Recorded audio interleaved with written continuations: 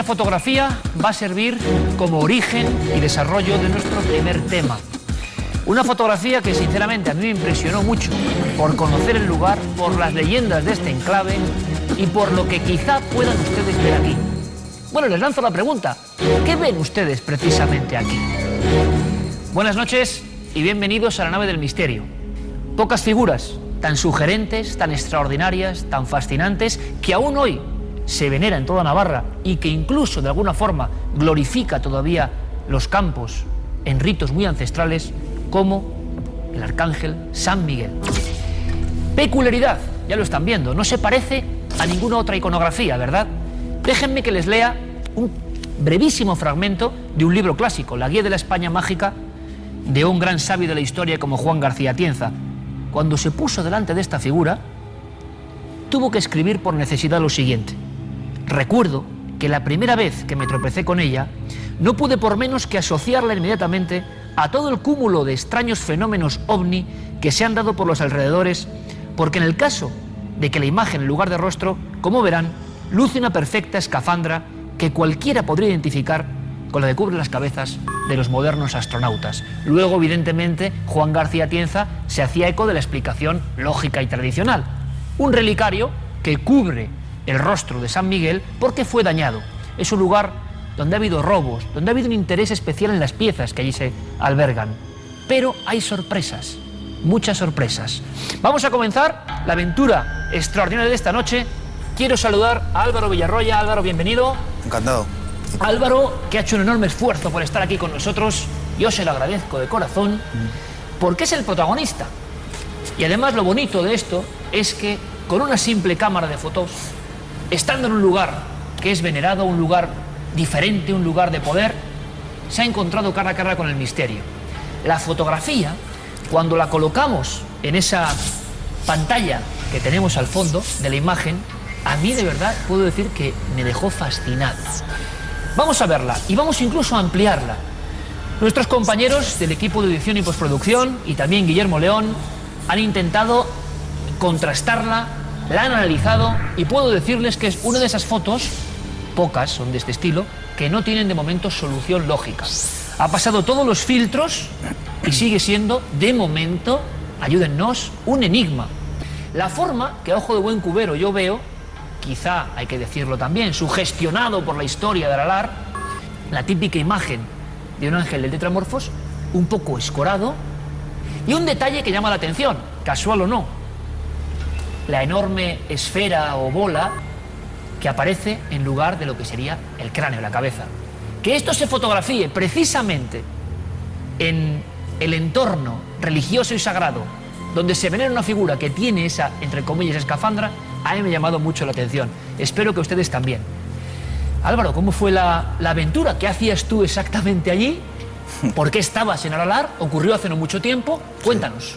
Pues ocurrió esto hace un par de meses o así. Iba yo con mi familia allí a comer y subimos a Aralar porque mi padre es un gran devoto de Aralar. De hecho, se llama Miguel Ángel.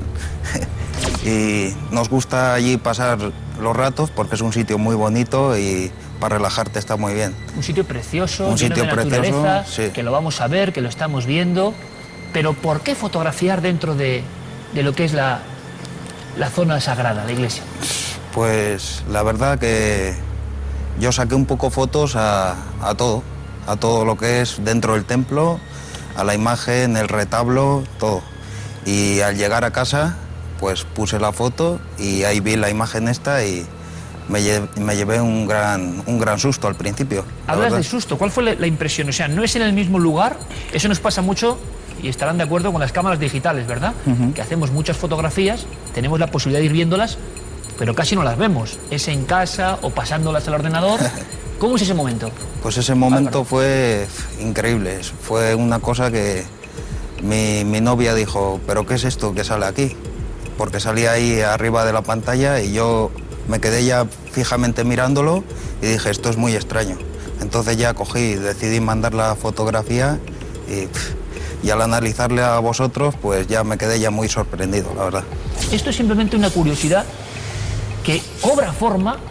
Yo no sé si tú, Álvaro, lo habías llegado a ver en negativo Sí. ¿En el ordenador la llegaste a cambiar a negativo o la viste ya aquí en el programa? No, la vi ya aquí en el programa. ¿Y cuál es tu impresión? Parece que eso cobra otra entidad incluso, ¿verdad? Sí, la verdad. Para mí como que es como el ángel de Aralar, así, con las alas así extendidas y como si estuviese ahí flotando. Es que ¿Sabes de más gente que le haya ocurrido algo parecido en este entorno? Sé de una persona, el que custodia el templo de Aralar ahora mismo, el que cierra las puertas y se encarga de esto, pues me contó que antiguamente había un hombre que se tuvo que marchar de allí porque decía que veía fantasmas y tal, y sacaba fotos y salían tipo cosas de estas. Bueno, yo creo que con esta antesala lo bonito es conocer el lugar. Evidentemente en Navarra no hace falta presentar ni a San Miguel, ni el entorno, ni el enclave, ni las piedras de allí, pero sí a gente de toda España que no ha tenido la oportunidad de estar. Entorno absolutamente mágico y atávico. Vamos a viajar y vamos a tener la oportunidad con un gran especialista de aprender un poco y quizá de saber algo más de esta fotografía, porque hoy él, en representación y encarnación de todos los espectadores de Cuarto Milenio, es el protagonista. Esto es la muestra de que cualquiera de ustedes, con ánimo de investigar, con fascinación, yendo a lugares que merecen la pena, se pueden encontrar con un enigma. Y ese enigma puede ser tratado como hoy, con todo el desarrollo. Vámonos a Aralar, al mágico Aralar, San Miguel de Aralar, y ahora les contamos muchas más cosas.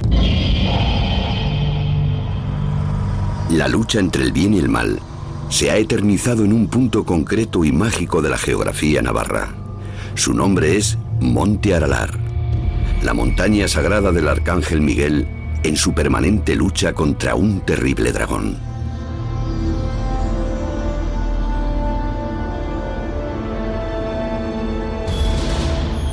Sobre esta montaña volaba el genio Gawargi, bajo la forma de una luz sobrenatural que aún guía por las noches a los viajeros perdidos en los densos bosques navarros. Nuestro equipo viajó hasta las estribaciones de la Sierra Mágica de Aralar. Una oscura leyenda cuenta que el santuario fue edificado bajo la intervención de una fuerza mágica. Durante la noche, las piedras cortadas se movían y se amontonaban solas. Quizás sea una reminiscencia del origen mítico de los dólmenes de Aralar, cuyas piedras fueron levantadas por los fabulosos gentiles. Dentro del santuario románico, consagrado en el año 1074, existe una extraordinaria imagen de 70 centímetros de altura, labrada de plata, que guarda un pedazo de la cruz de Jesús Cristo. Su rostro está cubierto por un extraño ovalado que algunos interpretaron como un astronauta de tiempos pasados. La leyenda más impactante que encierra el santuario se refiere al guerrero medieval Don Teodosio de Goñi. Una leyenda también que hay de Teodosio de Goñi, de un penitente que cometió un parricidio muy grave, no pudieron perdonarle en Pamplona, el obispo de Pamplona, y le remitió al Papa, el cual tuvo que andar con unas cadenas de penitencia hasta que de una sima, como dicen aquí, salió una cueva, salió un dragón, el demonio. Pues entonces le sale el dragón, él implora a San Miguel, y San Miguel pues le libera del dragón y le rompe las cadenas. Entonces él, en agradecimiento, por supuesto ya era devoto de San Miguel, entonces él inicia la erección de este santuario. Los ancestrales rituales paganos aún se siguen practicando en el Monte Aralar. En la capilla interior del santuario, la leyenda cuenta que existía la boca de la cueva donde vivía el dragón. Hoy, en su lugar, existe un agujero en la pared al lado de una pequeña imagen del Arcángel Salvador. Se metía la cabeza y se rezaba un credo, y después se da las 3 vueltas con las cadenas. Eso es un rito. Bueno, las cadenas, algún trozo se ha caído desgastado por andar así. No sé si las desgastó don Teodosio, pero la gente, eso es un rito, nadie sabe lo que quiere decir. A finales del siglo XVIII, algunos ladrones intentaron robar la preciada y rara imagen del arcángel. Pero el castigo que pesó sobre ellos fue cruel y macabro. La imagen fue robada por lo menos 3 veces.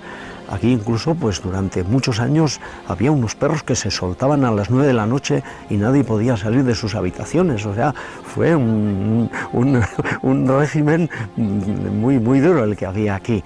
Entonces, Bueno, pues el último de los robos recuperaron el ángel, cogieron a los ladrones, por supuesto. Entonces a los que eran mayores de edad los ajusticiaron en el portal de la Taconera en Pamplona. Al más pequeño lo condenaron a muerte, a cadena perpetua, perdón, pero a estos les cortaron los brazos y en la ventana esta del ábside izquierdo, pues ahí pusieron una verja sus brazos.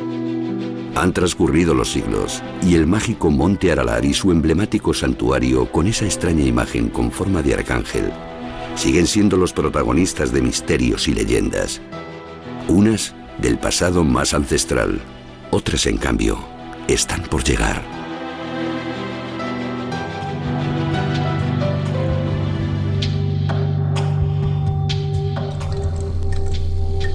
Cuántas historias, cuántas leyendas, cuántas vivencias en este lugar donde, como bien decíamos, la luz, las sombras, todo se entremezcla en un entorno sagrado desde casi la prehistoria, hay que decirlo.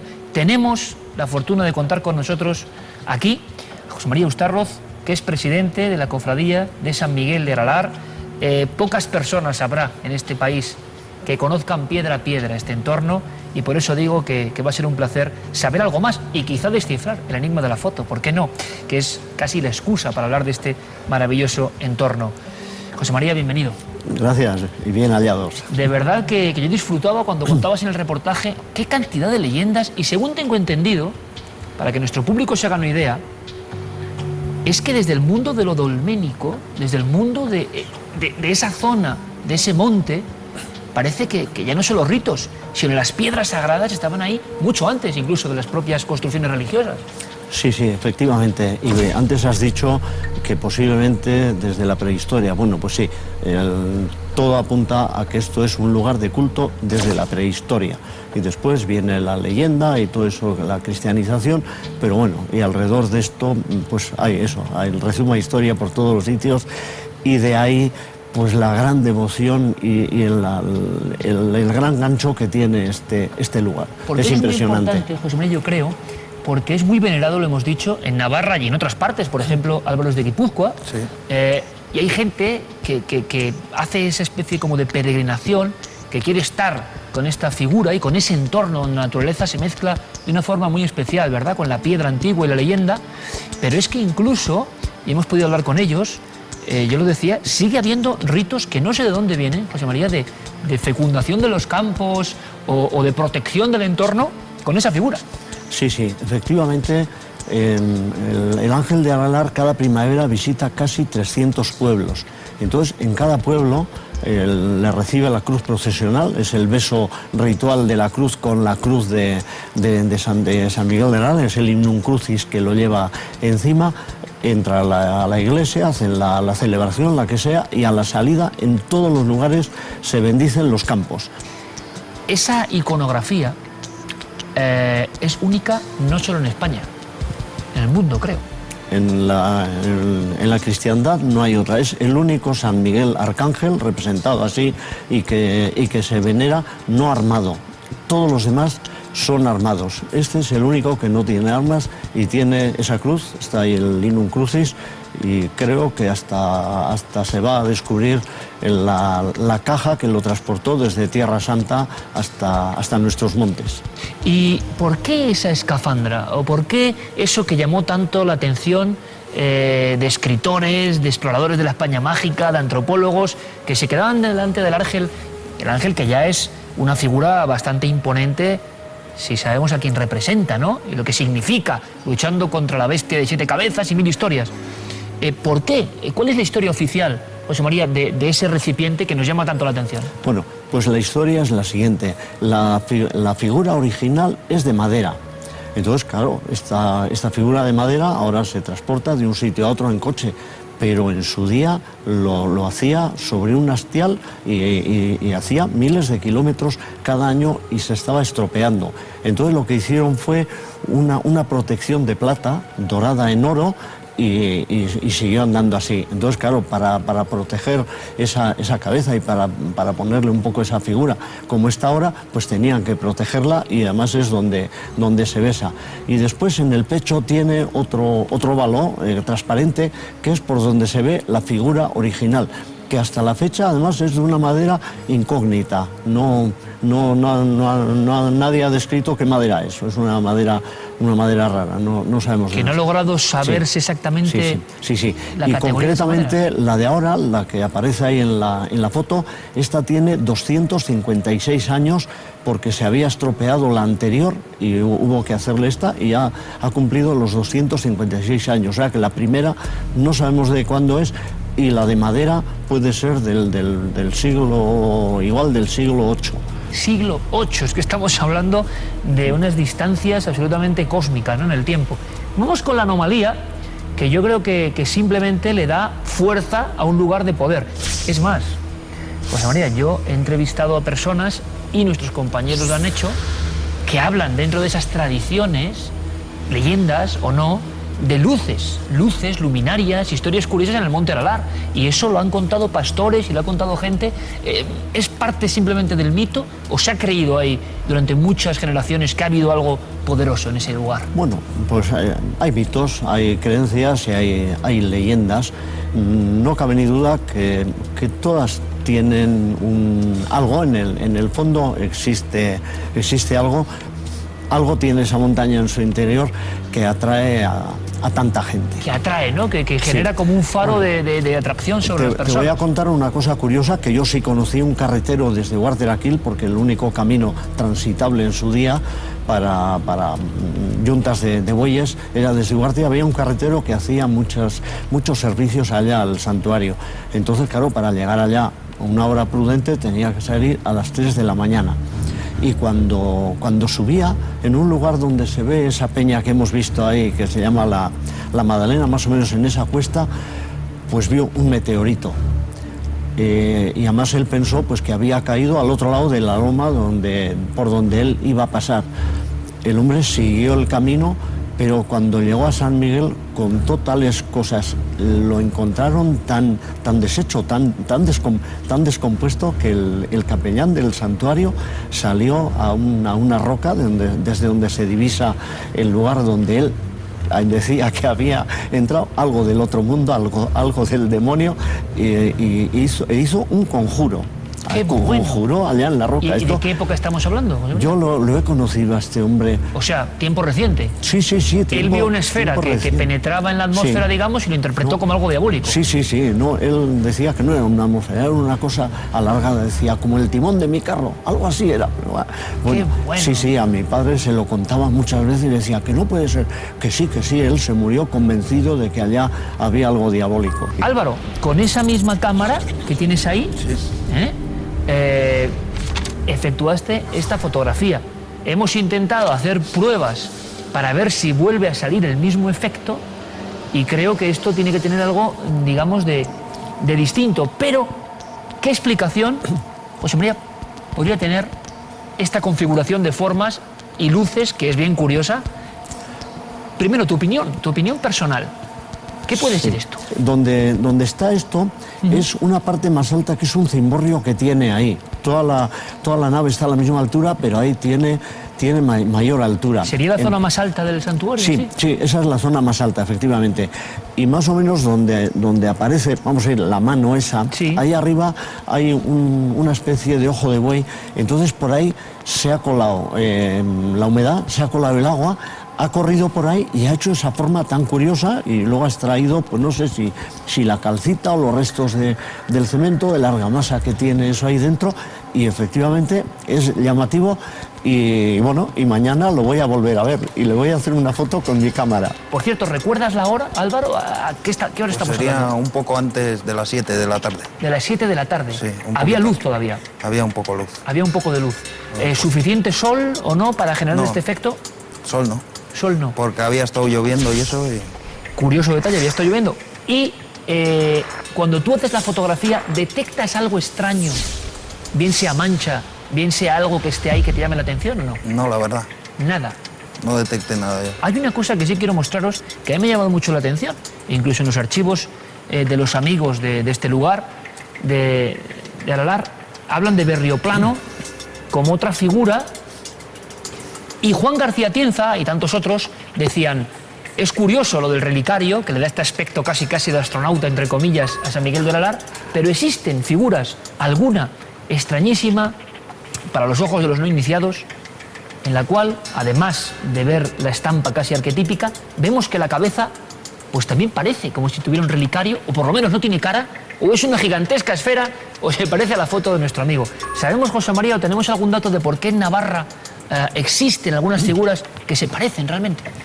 Sí, bueno, nosotros estamos convencidos de que son copia de aquello, porque si no habría otras muchas en cualquier lugar del mundo, y es el único sitio donde están. Ha sido guía de excepción, José María Ustarroz. Le agradezco muchísimo que nos haya enseñado cosas de este lugar que desde luego merece mucho la pena. Gracias, José María. Gracias a ti, y bueno, estamos para informarte siempre que quieras, a ti y a todos los oyentes. Gracias, y que haya mucha gente que vaya, incluso con la excusa de la fotografía y de la curiosidad, para conocer auténticos tesoros que se guardan allí en pleno corazón de Navarra. Muchísimas gracias. Y que conozca el mejor tesoro, que es el San Miguel. Exactamente. Y Álvaro, muchísimas gracias, amigo, de verdad. Yo creo que la fotografía está ahí entre las más extrañas en la historia de Cuarto Milenio. Posiblemente a partir de ahora otras personas que quizá hayan obtenido fotos curiosas, ¿por qué no?, cerca de Aralar, que quizás son energías evidentemente positivas o extrañas que están ahí, pues que nos las muestren, que igual tenemos sorpresas.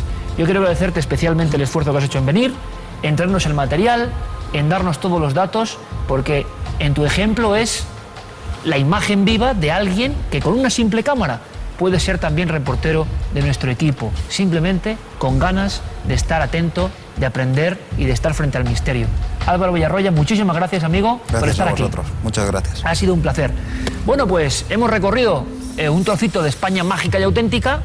¿Por qué no vamos ahora con otras imágenes bien distintas? Cuesta desprenderse, ¿verdad?, de la fuerza que tiene ese San Miguel único en el mundo. Vamos con otros vídeos, vamos con otras imágenes.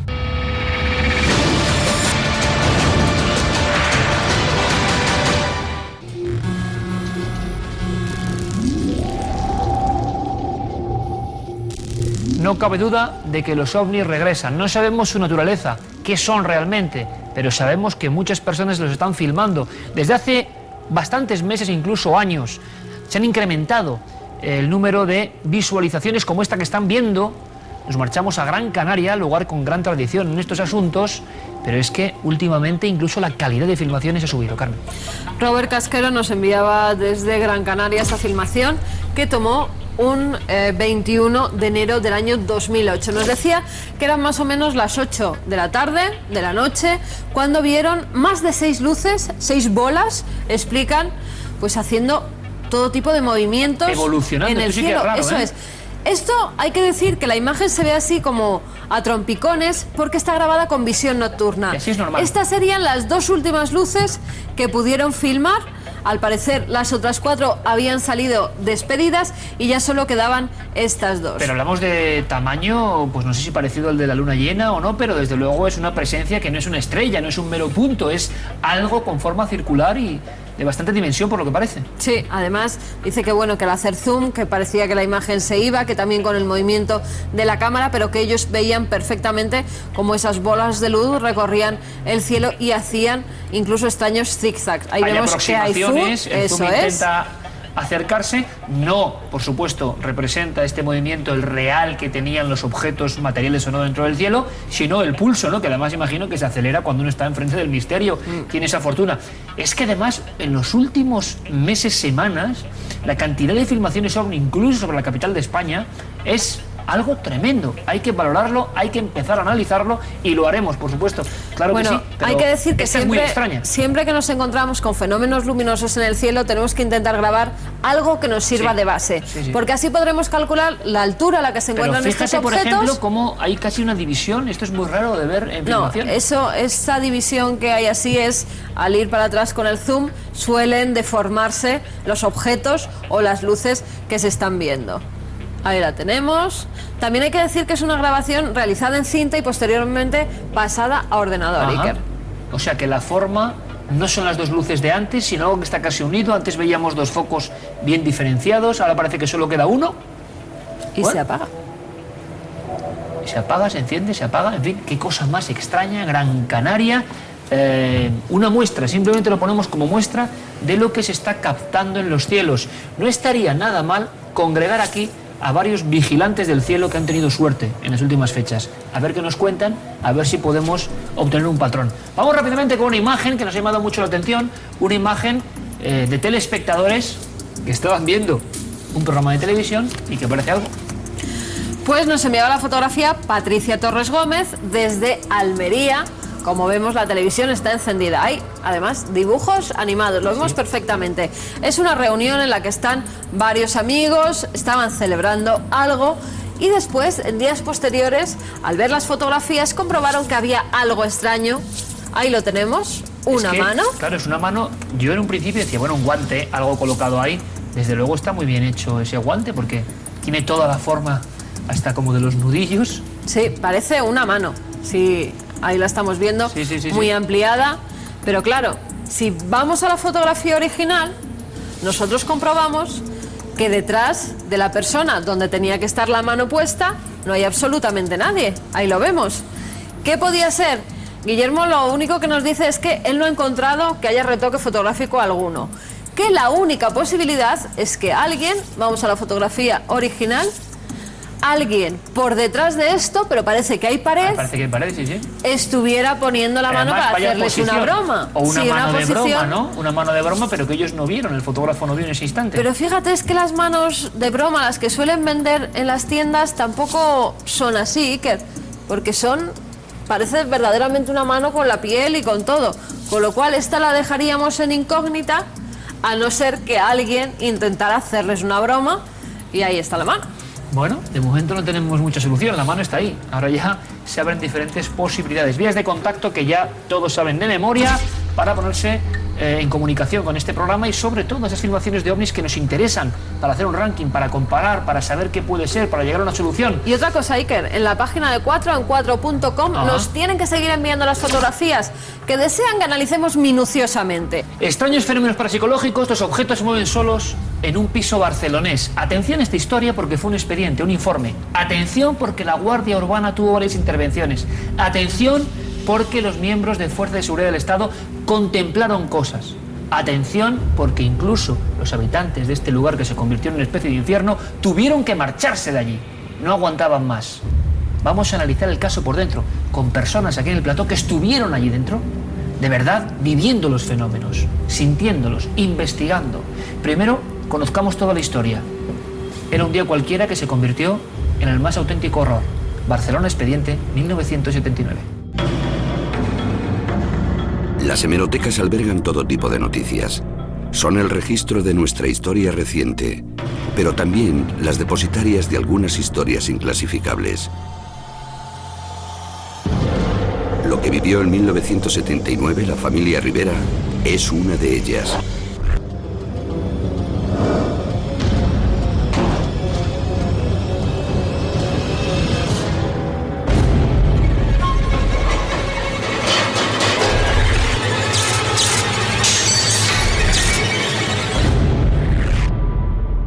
Septiembre de 1979.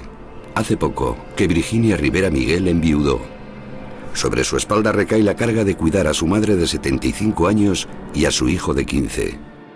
Los tres viven en el último piso del número 27 de la calle Luna en Barcelona. Aunque hace ya tiempo que piensan que no están solos. La casa que se hizo famosa en su día por los efectos de poltergeist era una casa en donde vivía una familia normal y corriente, ¿no? Con su hijo de 12 años y la abuela. Entonces, claro, los movimientos de objetos, los ruidos, etcétera, pues movieron el interés de algunos investigadores de la época. Desde hace semanas, algo extraño se ha apoderado de la casa. Lo que empezó con simples golpes o portazos achacables a causas físicas fue en aumento con el paso de los días. El horror se ha adueñado de la familia.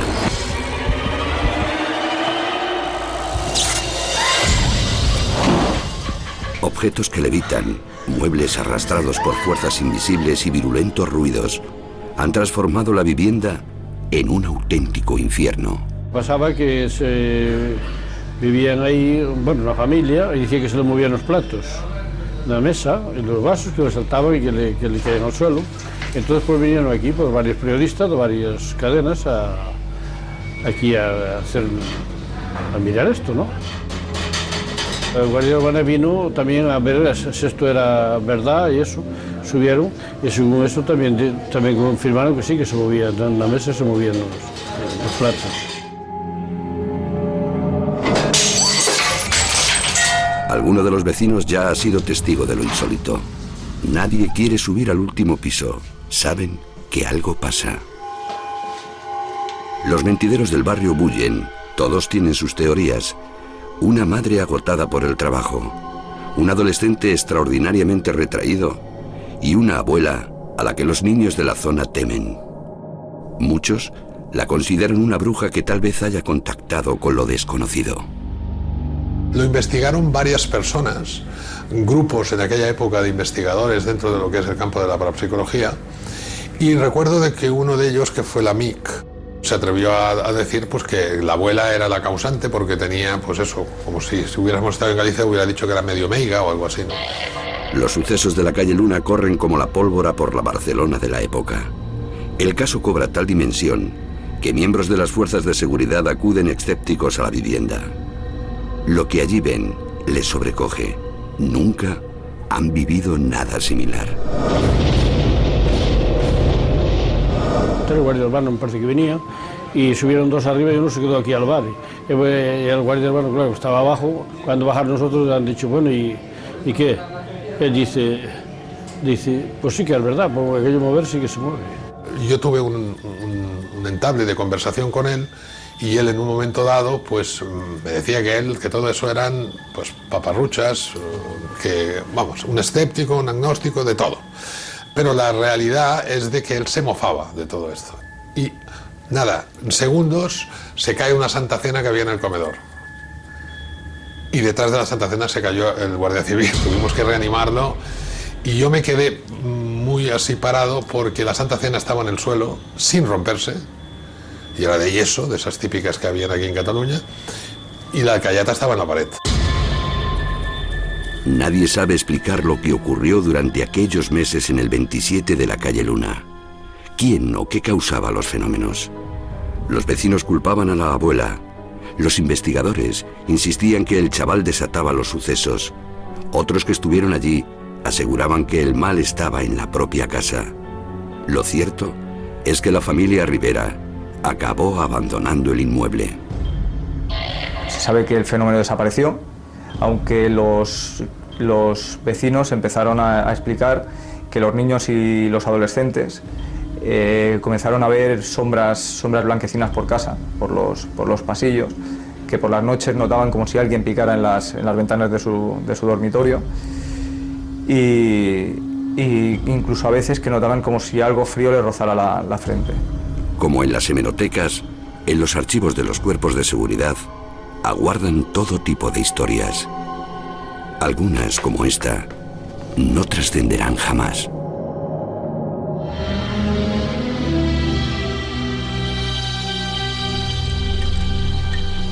Barcelona, 1979, expediente oficial, la policía interviene, fuerza de seguridad, y esto siempre le da como un carácter especial de cara al gran público, que haya personas totalmente ajenas.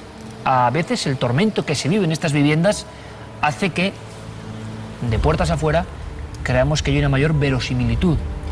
Hay muchos casos, pero pocos tan complejos, tan extraños, tan de película de terror como este, y vamos a aprender. Sol Blanco Soler, como siempre, bienvenida. Buenas noches. Y tenemos una pequeña sorpresa, y es que Sebastián Darbo, aunque ahora hablaremos de muchos más casos, Sol, casos con intervención oficial, Sebastián Darbo estuvo allí. Sebastián, buenas noches. Hola, buenas noches. El misterio nos acompaña. Bueno, y a ti, yo no sé si te acompañó, ¿qué pudiste vivir en este lugar en concreto, que además era el lugar ya un poco marcado, ¿no? Habían pasado cosas. Sí, en la calle de la Luna, este concretamente ocurrió en el número 27, pero en el número 22, 2 años antes, enfrente mismo de la casa había una tintorería, en donde también ocurrieron fenómenos, pero lo sorprendente de aquello es que había un perro, era un fenómeno parazogesis, podríamos llamar, porque había un perro que por las noches le pegaban y le creaban heridas. O sea, alguien le pegaba cuando la tintorería estaba cerrada. El escándalo fue monumental. O sea, el perro solo, un perro que estaba allí, empezaba a ladrar como si alguien le estuviese agrediendo. No, es que le agredían. Bueno, eso no lo he escuchado nunca yo. Nunca se había... Bueno, un fenómeno de estos así, animal. Y aquello acabó mal porque cerraron la tintorería y se largaron. Y 2 años después, esto fue en el 77, y luego en el 79 apareció lo de la casa esta de la calle de la Luna, que, a ver, es un caso inconcluso porque si lo explico un poco todo esto empezó en la cocina, ¿no? Empezaron a moverse objetos. En esa casa vivía una señora, su nombre Virginia Riviera, que era granadina, y cuidaba a una madre, creo que era de 77 años, que además tenía un hermano, y además tenía un hijo de 15 años, un puber, ¿no? Y empezó en la cocina a moverse objetos, y de allí se desplazó la fenomenología hacia el interior de la casa, o sea, toda la casa, y siempre también por la noche, nunca de día. Claro, los escándalos por la noche eran bastante fuertes, y al ver que los vecinos empezaban a quejarse, acabó llamando a la Guardia Urbana. ¿Qué es el motivo de la Ella llamada? misma se denunció.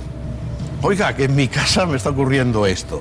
Cuando estuvo la Guardia Urbana llegaron varios coches patrullas y se lo tomaron a chirigota, porque en los años 70 esto, imagínate ahora, como está visto entonces, pues imagínate lo que pasó. Pero dejaron un retén. Este retén de la Guardia Urbana, pues estaba por la casa, miraba y le preparaban el café y tomaba un día un carajillo, uno de ellos, con una copa de coñac, y el hombre vio como su copa de coñac se iba hacia arriba, o sea, él la tenía enfrente, le evitaba. Aquello ya dijo, esto es extraordinario, esto es verdad. Entonces... Por eso escuchábamos a personas del entorno que decía que cuando bajaban los miembros de la policía, entre ellos hablaban que lo que estaba ocurriendo era verdad. Sí, porque lo habían visto. Entonces, a través de un sargento de la policía motorizada que me conocía, porque estábamos haciendo Karma 7 y una revista que se llamaba Ecos de Parapsicología, que dirigía Germán de Argumosa, y Telepsiquia y varios, fuimos con el doctor Ricardo Poncerrao, un neuropsiquiatra que no es casual, investigador parapsicológico, que fue el que investigó el caso de Garabandal. O sea, el mismo personaje, y claro, le interesó. Él dijo, y era así, que el agente, el percutor, podríamos llamar, de estos fenómenos, era el chaval el puber, que se encontraba en un estado de tensión alterada, en un estrato, decía, psicológico de tensión. Estrato psicológico de tensión. Que claro, se transformaba en toda una situación psicopatológica en aquella casa, que él proyectaba contra su entorno de una forma radiante contra todos los objetos. ¿Hipótesis del fraude en algún momento, Sebastián? No, porque ha habido otros casos donde jóvenes... no dejó entrar ni a Parada ni a nadie, ningún reportero, ni fotografiarse la casa, ni ella hablar para la prensa. Cerró la casa y se fueron. Yo quiero preguntarte más cosas sobre tu sensación personal dentro de esa casa, pero me vas a contar eso ahora. Tu sensación allí, que pudiste ver, sentir, que se respiraba en ese lugar. Esto duró 1 mes y medio, ¿eh? Mes y medio. Ahora vas a darme más datos, Sebastián, pero primero hay 2 claves ahí. Sol, interpretando un poco esto que nos cuenta Sebastián como investigador en aquel momento, muy espectaculares, quizá haya personas que piensen que en exceso espectaculares, personas que tienen que abandonar su domicilio, o sea que al final los fenómenos les obligan a marcharse, y intervención oficial. Yo creo que te he escuchado en alguna ocasión decir que eso de abandonar el edificio, cuando es un caso de este tipo, no es solución. No solucionas nada, porque si el agente causante es precisamente uno de los miembros de la familia, el hecho de que se traslade a otro lugar va a querer decir que su estado de ánimo, su estrés, su tensión, su conflicto lo va a llevar con él, y donde él vaya va a producir los fenómenos. Por lo tanto, el abandonar la casa en un caso de poltergeist es absurdo. El único camino que hay ante un poltergeist y para un investigador es detectar quién es el agente causante y tratar de rebajar su conflicto o su estrés. Yo creo que el chico estaba en un estado de alteración hormonal y psíquica suya, y cuando aquello, al cabo de un par de meses o así, le pasó, aunque allí duró 1 mes y medio, los fenómenos cesaron y ellos se fueron, aunque luego tengo entendido que volvieron, pero nunca más se habló del tema. Y el vecindario por eso nunca sabe nada, porque solo ocurrió durante aquel mes. ¿Sabes lo que pasa, Sebastián? Que yo soy un Esto poco... fue en abril, en el mes de abril. Dada la experiencia que nosotros tenemos, en aquella época sobre todo siempre se decía que eran los adolescentes los que producían el fenómeno, porque estaban siempre en un estado hormonal demasiado activo, hiperactivo. Sin embargo, nosotros en nuestras historias investigadas, no creas, es decir, la persona en conflicto, para mí, por el panorama que me has dicho, tendría mucho más conflicto la madre de familia. Con él. No, porque es que date cuenta, tenía a su cuidado una persona de 70 y tantos años en la cama. Tenía a un adolescente conflictivo, porque todos los adolescentes de esa edad son conflictivos. Tenía un papelón. Un problema económico, como habéis también mencionado. Es decir, la que ahí verdaderamente para mí estaba estresada era la madre. Ahí habría que... Y tú dices que estaba excitadísima, sí, que estaba nerviosísima. Pero escucha una cosa, Sol, una cosa. Hay que tenerlo muy en cuenta. Durante el día la madre vivía con su familia, no ocurría nada. Era cuando volvía del colegio de estudiar o de trabajar el niño y entraba a la casa es cuando volvía a producirse el estado de tensión. ¿Sabes? Esta psicopatología es cuando se manifestaba era entonces, cuando había la confrontación interna, ¿no? Cuando estaba la madre sola en casa, quizás sí que tenía tensión, pero no ira. A lo mejor y cuando el problema es que el niño le causaba tensión esa a la madre. Ira, porque decía, estaba viendo un informe del doctor Puigcernau que decía que había detectado en estos casos que las membranas celulares de las neuronas existen ciertas potencialidades bioeléctricas que mediante trenes de onda propagan estos impulsos bioenergéticos, lo que llamamos la energía biótica. Luego fue la mente quien propagó esa energía, ¿no? Pero vamos a ver, Sebastián, aquí hay algo que yo me pongo... No fue una infestación típica. No, yo me pongo en el lado de un del lugar público. La infestado. infestación no tiene nada que ver Yo con me pongo un poco en el lado de ese público que nos está viendo, que precisamente ahora en este país hay más tensión que nunca, Sí. más problemas económicos que nunca, más gente que está sufriendo de una forma extraordinaria. Y la pregunta que os lanzo es, y ahora retomaremos el caso, habláis con cierta naturalidad de personas que provocan esos fenómenos por su situación, pero ¿qué tiene que darse para que esa persona llegue a provocar un poltergeist? ¿Qué hay de excepcional ahí? Porque imagino que gente en esa situación hay muchísima. Bueno, ya sabes que los norteamericanos hablan de un poltergeist como que es una terapia.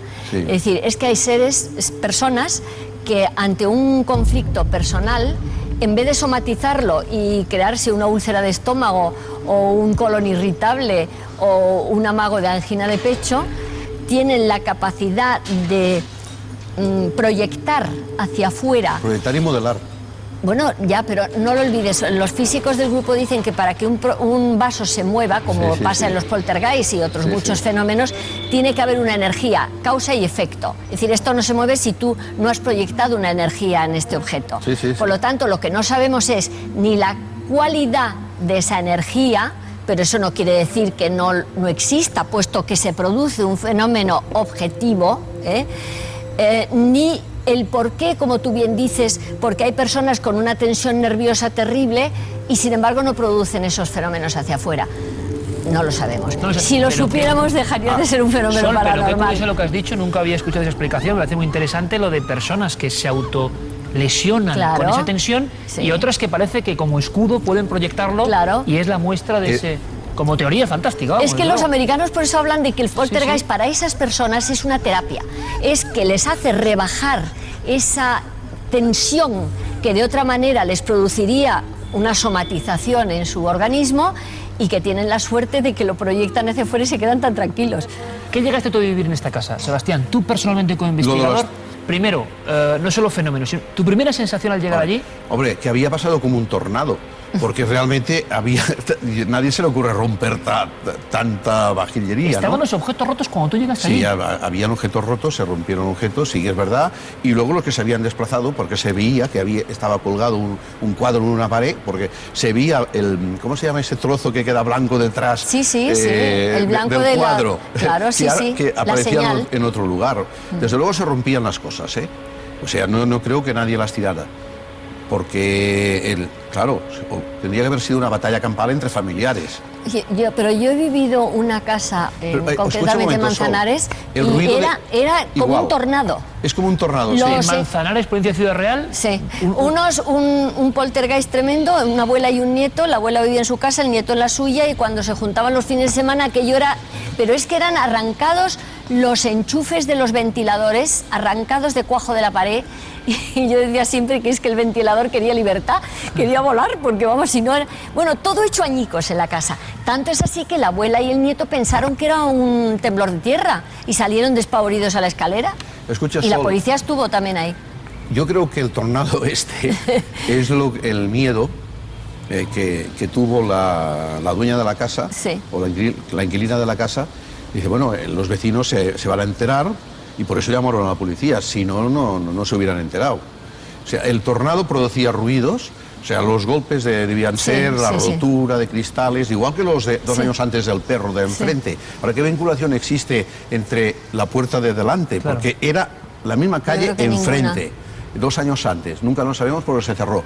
Luego, posteriormente, allí han puesto, creo que es una panadería, está dividida la tintorería en dos zonas, y una de las zonas nunca nadie la quería alquilar, porque también seguían habiendo problemas tiempo después. Lo que nos llama la atención, Sol, Sebastián, es que alguien esté tan angustiado en su casa, con su familia, que se arriesgue al crédito a la persona, ¿no? Es decir, llamo a la policía, y la policía, evidentemente, en un primer momento no te va a creer, y luego interviene. Hay más casos de intervención de policía, sí, y hay más casos, Sebastián, tú conoces de personas que han tenido al final que abandonar la casa por estos fenómenos, que se les hace imposible vivir ahí. El caso es el del piso de la Sagrada Familia, del barrio de la Sagrada Familia de Barcelona, una joven pareja que fue a vivir allí, le ocurrieron tantos casos, hasta la chica, la mujer, a punto estuvo de palmar, de morir, tuvieron que abandonarlo, pero corriendo, y dejando todo, la puerta abierta. Durante muchos años pasé por delante de aquella casa y todavía estaba con el cartel de se alquila, y nunca más quisieron volver. Curioso, porque aquella es una historia que luego sale en la película Viaje al Más Allá. Tengo aquí el libro que yo compré en el 87, aquí la verdadera historia de Viaje al Más Allá, y ese caso de la Sagrada Familia... Con nombres y todo, y los datos... Tienen que abandonar la casa porque no hay otra solución. Sí, además el marido trabajaba de técnico en la SER conmigo, y yo por eso me enteré, porque era de mi programa.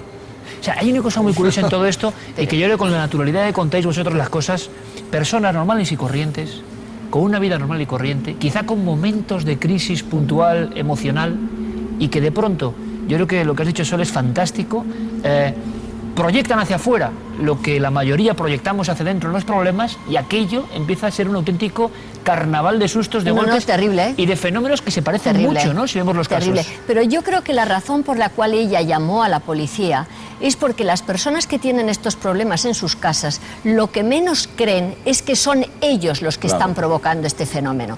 Entonces lo que quieren es que la policía, la autoridad, dé testimonio de algo que está pasando allí. Te lo digo porque a nosotros, cuando hemos tenido algún caso de estos, siempre son espíritus malignos, siempre es un mal de ojo que les han echado la vecina de abajo. Es curioso, la creencia del afectado, claro, ¿no? Vamos a ver, es decir, que siempre... Y cuando tú les dices, no, bueno, ¿te acuerdas en el caso del baúl del monje?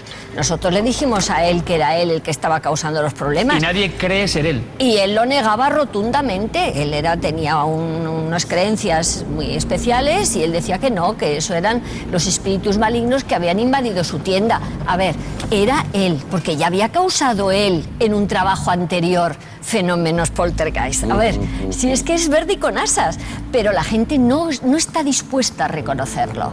Entonces llaman a la policía, porque mire usted lo que me está pasando, que quiero que sea usted testigo de esto que me está pasando. Ella misma se denunció. Claro, que misma. Yo no soy, Oiga, que yo no soy. Que en mi casa, ¿qué me está pasando? Claro. Y claro, no esperaba que fueran ellos mismos que lo hacían.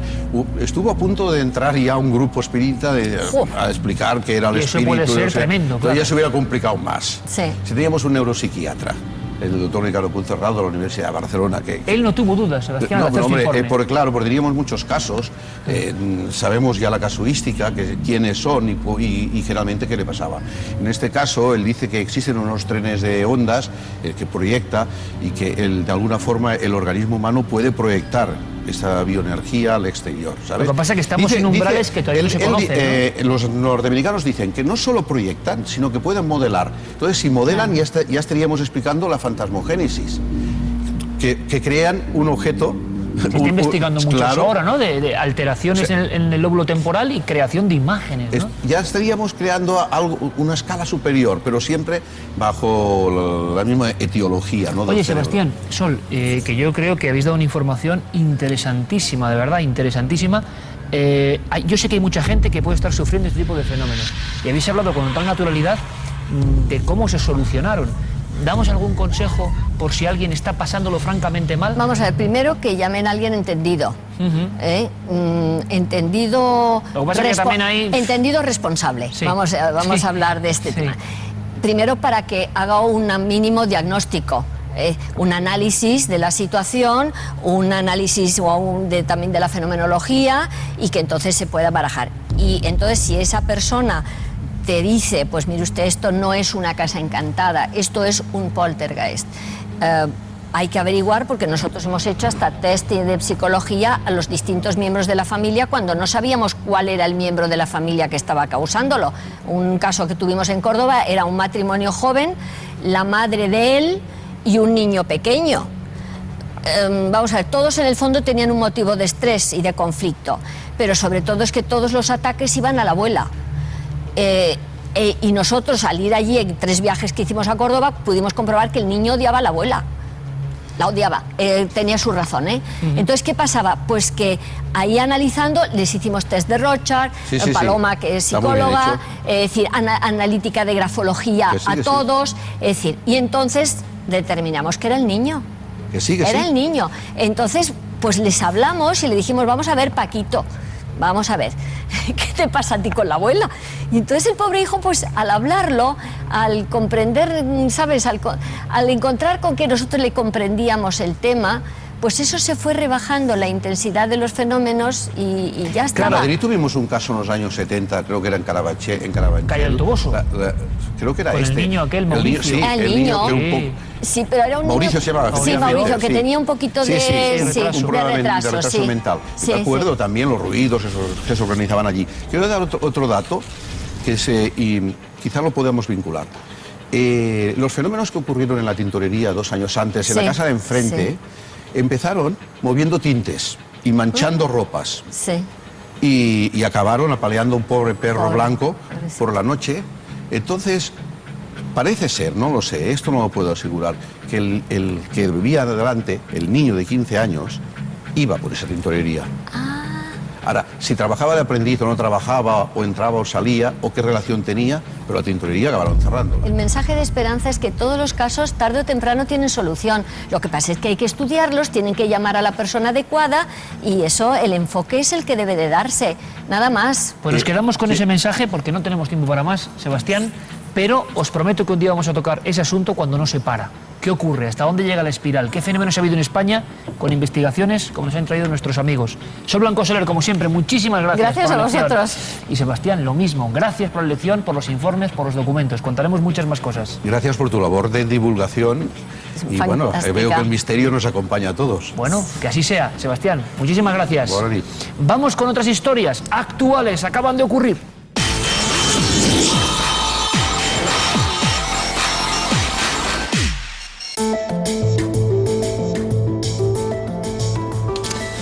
Titanic, primer nombre de la crónica semanal de noticias. Titanic, que siempre es nuevo misterio. Sí, y en este caso porque hace unos días salían a la luz unas imágenes hasta el momento inéditas del transatlántico cuando estaba en construcción. En 1911, en los astilleros Harland and Wolff en Belfast, en Irlanda, se estaba construyendo el barco insumergible. Lo que no se podían imaginar en la compañía es que un año más tarde la gran nave se hundiría y morirían 1.517 personas. El Titanic era el barco de vapor de pasajeros más grande del mundo. Las imágenes hasta el momento inéditas son grabadas meses antes de que partiera en su viaje inaugural desde Southampton, en Inglaterra, a Nueva York el 10 de abril de 1912. 4 días más tarde, a las 12 menos 20 de la noche del 14 de abril de 1912, chocó contra un iceberg y se hundió, convirtiéndose en uno de los desastres marítimos más mortíferos de la historia. estamos acostumbrados casi a hablar de apariciones marianas. Lo que no es tan habitual es que estas tengan catalogación oficial, marcham, casi de denominación de origen, y que esto se produzca en Estados Unidos. Sí, por primera vez se reconocía oficialmente en Estados Unidos una aparición mariana. Las apariciones que tuvieron lugar en el pueblo de Champion, en Wisconsin, en 1859, son peculiares por su mensaje a la vidente. Adele Brisset fue una joven de 28 años que recibió los supuestos mensajes de la Virgen que pedía que reuniera a los niños de ese país salvaje y enseñarles cómo hacer la señal de la cruz y cómo acercarse a los sacramentos. La decía además esa supuesta aparición: vete y no tengas miedo, yo te ayudaré. La vidente observó una dama vestida con una túnica blanca y brillante. Llevaba una corona de estrellas en la cabeza. Al cabo de unos minutos, esa imagen desapareció, dejando una nube blanca. Las apariciones se siguieron produciendo en los días siguientes hasta que dio ese extraño mensaje. Ahora, tras 2 años de investigación por parte de 3 expertos, se ha declarado que, de acuerdo con las normas de la Iglesia, los acontecimientos, apariciones y locuciones dadas a Adele Brisset en octubre de 1859 presentan la sustancia de carácter sobrenatural. ¿Y qué les parece si jugamos a un deporte sangriento? ¿Recuerdan el llamado juego de pelota? El juego de pelota. Arqueólogos del Instituto Nacional de Antropología e Historia han localizado en Chiapas las 2 piezas que faltaban de un juego de pelota con una antigüedad de 1500 años. Según los expertos, esta cancha ritual podría ser la descrita en el libro sagrado de los mayas, el Popol Vuh. El hallazgo de un par de cabezas de serpiente y otras 4 similares descubiertas en diferentes épocas en el Palacio del Inframundo dan a los arqueólogos una visión exacta de cómo eran estos espacios rituales en el periodo clásico. Al parecer, el juego de pelota de Toniná medía 70 metros de largo y los tableros de marcaje consistían en monumentos de animales. Por su posición arquitectónica, es el que más relación tiene con los relatos señalados en el Popol Vuh. Por eso, cuando encontraron las primeras 4 esculturas de cabeza de serpiente, pensaron que tal vez simbolizaban el Huacachán o cielo elevado, y cuando apareció el otro par de esculturas, esto al final fue confirmado. ¿Y qué les parece si ahora en apenas 3 minutos concentramos lo más insólito de la semana?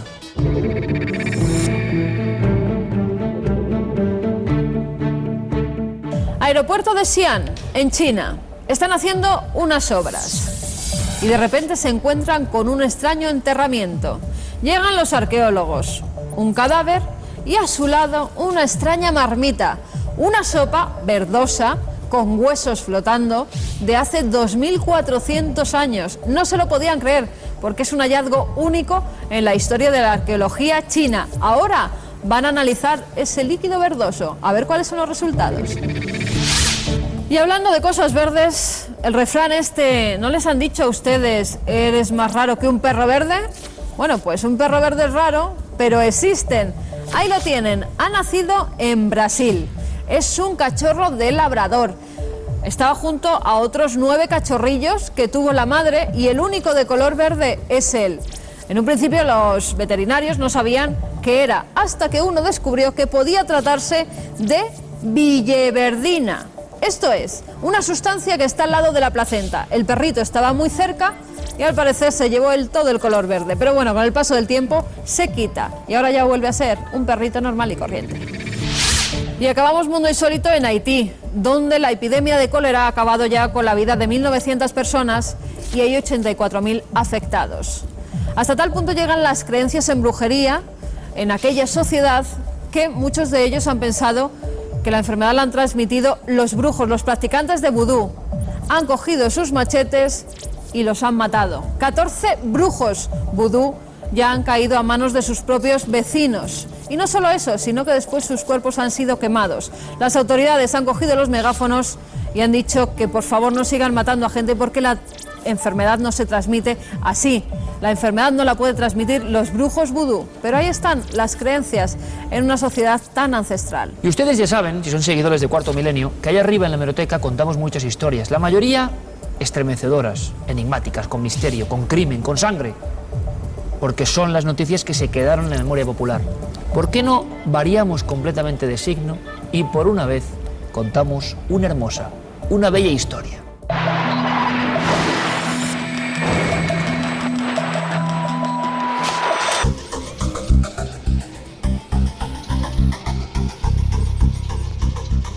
Navidad en guerra. Una de las historias, como decíamos, más hermosas y creo que ideales para las fechas que ahora estamos viviendo. Guerra del 14, Primera Guerra Mundial. Y toda la prensa va a hablar de un acontecimiento que parece espontáneo, que parece nimio y que sin embargo es muy importante. Dos zonas delimitadas por líneas enemigas, ejército británico, 1914 evidentemente, ejército alemán. Pero es la noche de Navidad. Hace frío, hay nieve, los campos escarchados por completo. Hay un instante en que repentinamente las balas, los silbidos de la muerte dejan de sonar. Y cuenta la historia, y contaron los cronistas de prensa de casi todos los medios de la época, que ocurrió algo excepcional. Algo que es un misterio de la mente humana también. Decían los diferentes rotativos como Life, ni más ni menos, algo así como que la luz de la paz se abría paso en las trincheras en la guerra de la Navidad. Los soldados alemanes abren de forma espontánea las líneas de aproximación enemigas con un pequeño árbol de Navidad. Y vemos algunos gráficos que muestran esta alianza. ¿Cómo es posible en plena guerra que las personas que se estaban matando de repente lleguen a esa conjunción, a este instante, a esta imagen que están viendo? ¿Qué ocurrió allí? Bueno, pues ocurrió algo que casi parece legendario, pero que es real. Los soldados ingleses no se lo podían creer cuando cogen sus binoculares y empiezan a ver si están disparando o qué es esa luz tan tremenda. Y se dan cuenta que son las luces de un árbol de Navidad. Los alemanes habían instalado ese árbol y empezaron a escuchar cómo cantaban villancicos. Los ingleses les contestan cantando a su vez también villancicos y poco a poco se van aproximando. Y es además el célebre Noche de Paz el que van cantando unos y otros, y hay un momento, según cuentan los cronistas de guerra, que en ambas trincheras empieza a hacerse la canción por una parte y por otra. Empiezan a salir de las trincheras los diferentes soldados y en pleno centro, entre las dos líneas enemigas, comienza la hermandad. Comienzan a darse la mano, a intercambiarse regalos, Iker. Y una cosa, dicen que durante unas horas no van a seguir luchando porque van a enterrar a sus muertos. Una noche muy especial en la que los muertos de un bando y de otro son enterrados por un mismo sacerdote. El sacerdote va enterrando cuerpos tanto británicos como alemanes, Iker. Y no solo eso, incluso llegaban a quitarse los botones de sus casacas aquellos que no tenían ningún regalo que hubiera mandado la familia y no se lo podían dar a los enemigos. Así hacen que se produzca la paz, por lo menos durante unas horas, entre el bando alemán y el británico. Bueno, eso del poder de la Navidad, que debe existir evidentemente y que ocurre, que se apodera de vez en cuando de las comunidades humanas. ¿Qué pasó en aquel lugar? Donde, por cierto, la guerra estaba siendo encarnizada, las bajas terribles, la sangre manchando la nieve fresca. Y de pronto, también qué valiente, ¿no? Ese primer enviado con ese árbol que va caminando y los demás, los enemigos, no quieren disparar. Horas antes, esa escena alucinante de varios minutos cantando un villancico, dos mundos absolutamente opuestos. Milagro de Navidad en Ypres, en Bélgica. Ni más ni menos. Recogí esta historia que me parece maravillosa. Nuestro compañero de biblioteca, Javier Pérez Campos, yo no la conocía, sinceramente, y de verdad que me parece increíble. Y ahí están las fotos de los protagonistas.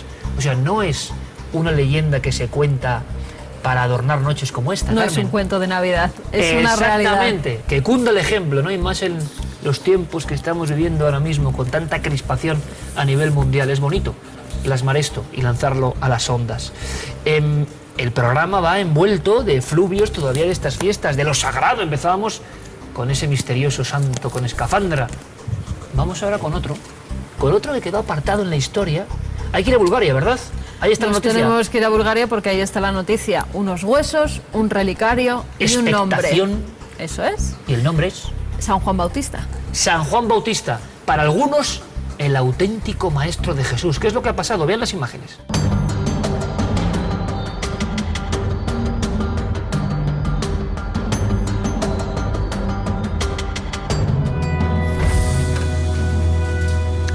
Son imágenes, son pequeños fragmentos de hueso, una arqueta de piedra. Todo esto nos llega desde Bulgaria y nos llega con el marchamo del misterio. ¿Cómo no? El misterio de uno de los personajes sin duda más fascinantes de todos los tiempos, San Juan Bautista. Tanto se ha hablado de él, sobre todo a raíz de algunos éxitos editoriales en forma de novela que ustedes conocen perfectamente, como El Código da Vinci, Simbología extraña, Auténtico maestro de Jesús, mil historias. Vamos a aprender con dos especialistas. Uno de ellos, nuestro colega y compañero Javier Sierra. Bienvenido. Muy buenas noches. Y otro, qué ganas tenía yo en la sexta temporada de anunciar y saludar al catedrático y queridísimo amigo Antonio Piñero. Bienvenido, Antonio. Nada, encantado de estar aquí bien hallados. Tú sabes que hemos retrasado el asunto de San Juan, pero que viene de perlas hacerlo en estas fechas sagradas de alguna forma, porque no era fácil el asunto de las imágenes. Ha habido mucho barullo en Bulgaria y si queréis, antes de aprender del personaje y de sus múltiples enigmas, Carmen, hacemos un resumen de qué son estas imágenes, por qué son polémicas. Ha habido hasta insultos entre ministros, periodistas, arqueólogos. Sí. ¿Qué ha pasado? Pues nos tenemos que remontar a finales de julio del año 2010, cuando dan la noticia que en un pequeño monasterio de la isla Sueti se han encontrado una serie de restos y anuncian que pertenecen a San Juan Bautista. Ya dan la noticia así. Hay una parte del cráneo, hay un diente que está incrustado en un pequeño relicario de mármol, hay también huesos de la mandíbula e incluso partes de lo que sería el brazo. Esa es la noticia, pero no dan los análisis pertinentes, dice que todavía se tienen que realizar, pero que están seguros de que pertenecen a San Juan Bautista. ¿Por qué ese nexo? ¿Por qué? Porque la Iglesia cristiana de Constantinopla, cuando Bulgaria era parte del Imperio Bizantino, los dejó allí. Eso es lo que apuntan como posibilidad para que se trate de los huesos santos. Y bueno, ahora me cuentas el follón que ha habido auténticas peleas. Es curioso, ¿no?, cómo en estas fechas, aunque esto ha ocurrido hace un tiempo, vuelven a relucir las historias de las reliquias. Esto, ¿verdad, Antonio, Javier? Nos recuerda incluso en la forma de la arqueta a otras célebres arquetas que pertenecían, decían, incluso a los restos de Jesús. Pero a mí, como profundo ignorante, me llama la atención lo de Bulgaria, a pesar... Sí, bueno, además yo creo que hay un aspecto muy interesante y es que la historia que justifica la llegada de esas reliquias a Bulgaria está calcada, pero es casi la misma que la historia que justifica la llegada de otra cabeza de San Juan célebre a la Catedral de Amiens en Francia. La historia, en resumen, es que un monje llamado Marcelo, en el siglo IV, sueña con el lugar donde está enterrada la cabeza de San Juan, cabeza que fue enterrada por el supersticioso Herodes después de que, en fin, la historia bíblica nos cuenta que Salomé le pide que lo decapiten. Este monje sueña con el lugar de enterramiento de la cabeza, la desentierra, se la lleva a Constantinopla y de Constantinopla deriva, según los búlgaros, hacia Bulgaria, pero esto es una historia recientísima, no existía traza de ello, y según una historia bien documentada del siglo XIII, 1204, cuando Wallon de Sarton, que es el diácono de esa catedral, encuentra la cabeza de San Juan y se la lleva hasta Francia, donde después se construirá esa soberbia catedral para conmemorar el lugar donde reposaría. Así que a mí me da la sensación de que la Iglesia ortodoxa ha utilizado elementos sueltos de la tradición de la cabeza de San Juan para construir un foco de atención de peregrinos y, de paso, un foco de atención turística también para Bulgaria. Qué curioso el mundo de las reliquias y de esa atención mundial y de esos titulares que recorren el mundo. ¿Hay muchos intereses o hay una realidad?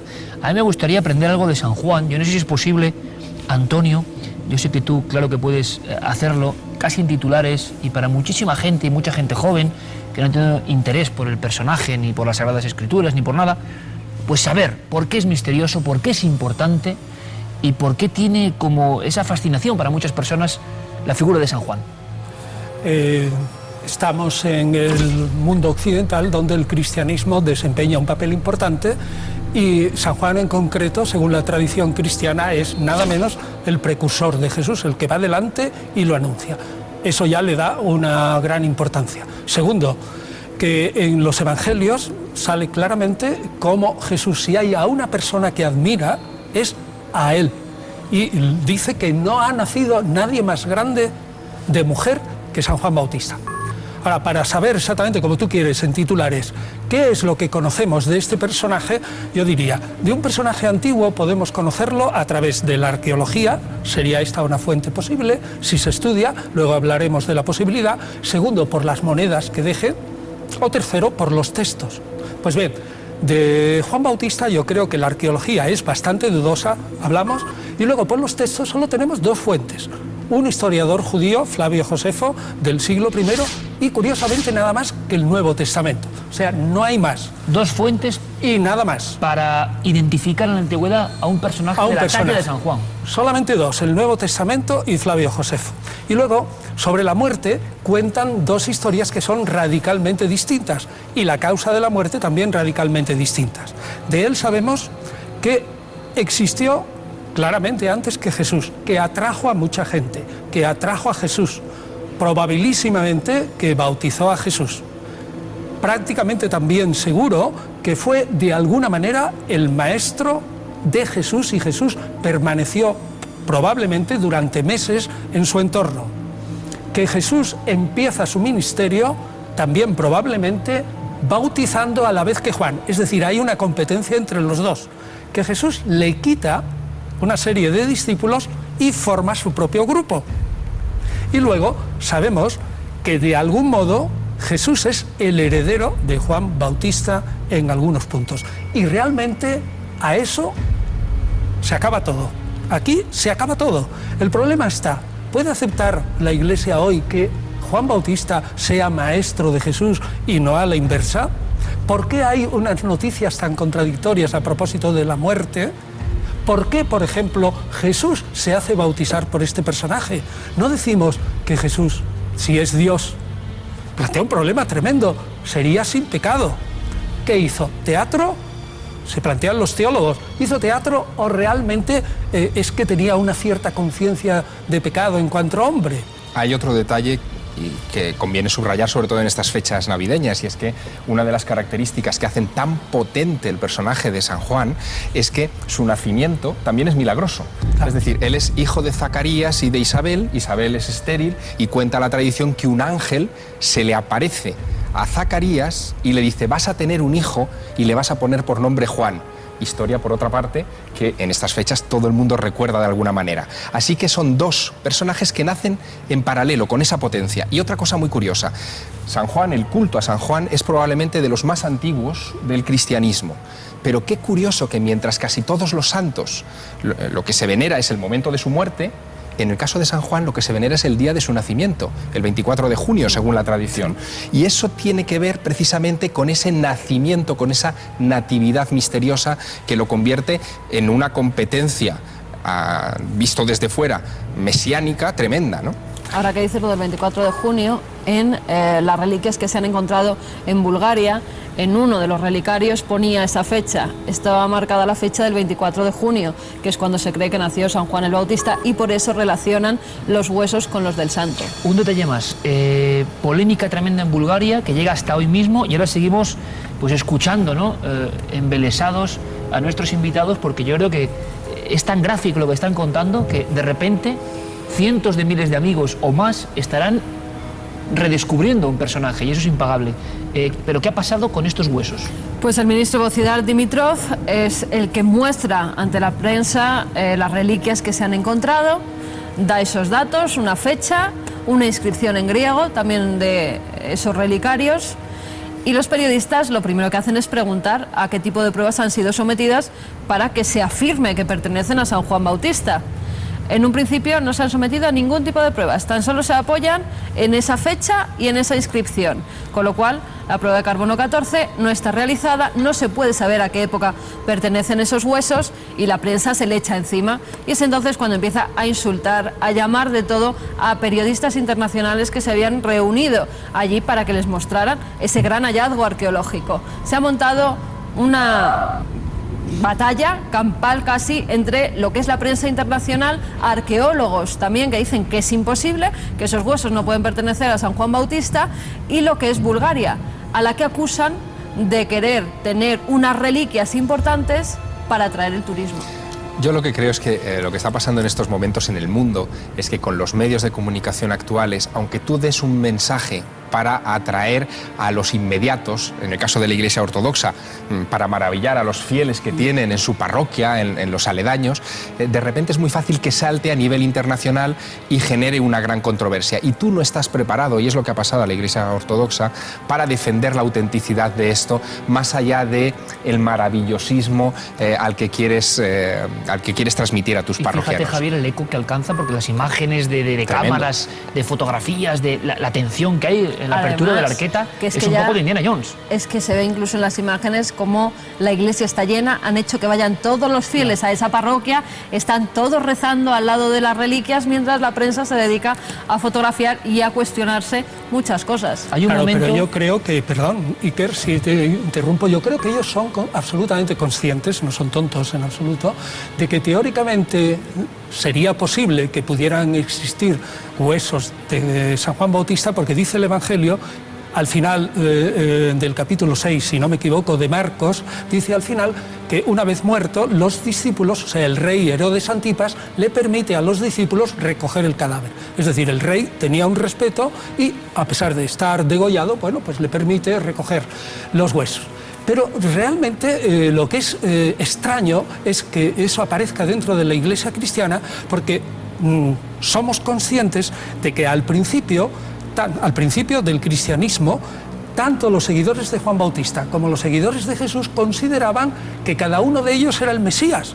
Había una pugna entre dos grupos, y lo lógico es que, existiendo seguidores de Juan Bautista hasta hoy, que son los mandeos, y que llaman a Juan Bautista como su padre, es sumamente extraño que, habiendo subsistido seguidores de Juan Bautista en toda la historia, hayan pasado esos huesos desde los judíos a los cristianos.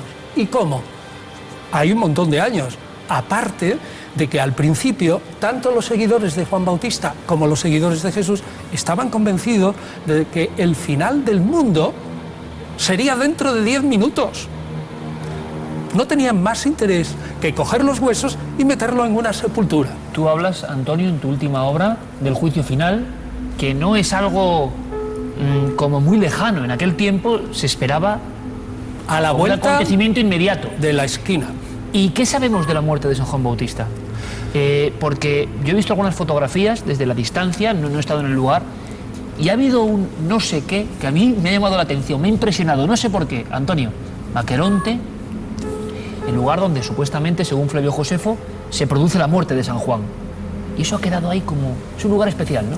Sí, yo siempre he mantenido que, precisamente por el respeto que ha tenido el cristianismo por Juan Bautista, ese lugar es hasta cierto punto como maldito, y tiene una atmósfera muy negativa dentro del cristianismo, y yo creo que lo, digamos, desértico y tremendo del lugar ayuda a todo eso. Hubo un momento de competencia, por lo tanto, que esto sí que nos puede sorprender, entre los seguidores de San Juan y los seguidores de Jesús. Sí. ¿Y qué diferencias había entre lo que promulgaba de alguna forma San Juan y Jesús?